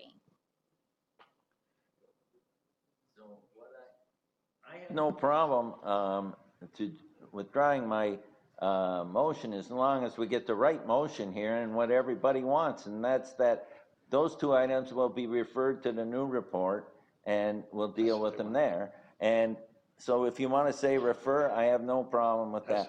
Because the point I'm trying to make here is let's proceed with 1, 4, and 5, and in that new report that comes, we'll deal with 2 and 3. And if you want to call it a referral, I have no problem. Let's move forward because it's the right thing to do. That's all.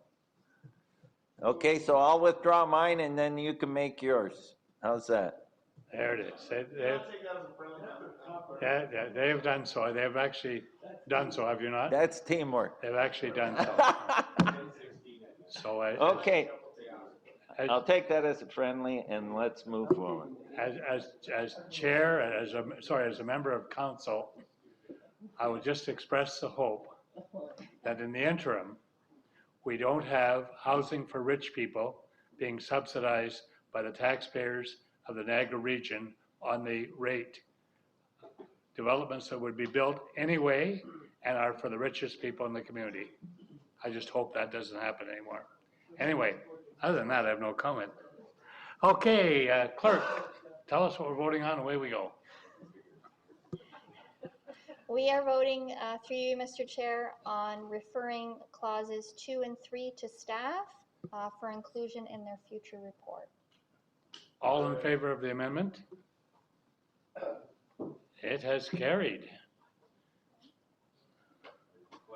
Now the clerk will inform us further. Through you, Chair, we'll be voting on clauses 1, 4, and 5 at this time. Call the question. Did you want a clarification? Okay, call the question. All in favor? Opposed? Motion carried. That was a fulsome debate, I must say. A full and frank exchange of views. How's that? Anyway, that deals with that. There are no consent items for any other business. If, oh, Brian Height? Yes, the update that we received on the core housing needs, Yes. is that going to be sent off to our MPs and MPPs, as I expressed at a previous meeting, that anything we're dealing with housing, make them aware, because I don't want to have them come back on me when I make a sly comment like, why aren't you giving us more money? They should be seeing all these reports that show what kind of problems we're having. And I'm hoping that's going to automatically happen. If I get a nod, I'm happy. Yes. Perfect, thank you. Commissioner Mastaki has said that is going to happen. Is that right, Commissioner Mastaki? It is? Very good. So there are no other items of business, I take it? The next meeting is scheduled for Thursday, October 3, 2019 at 6:30 p.m. in the council chamber. The meeting is now adjourned. Thank you, Pat.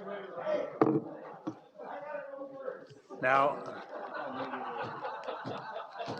there may still be tarts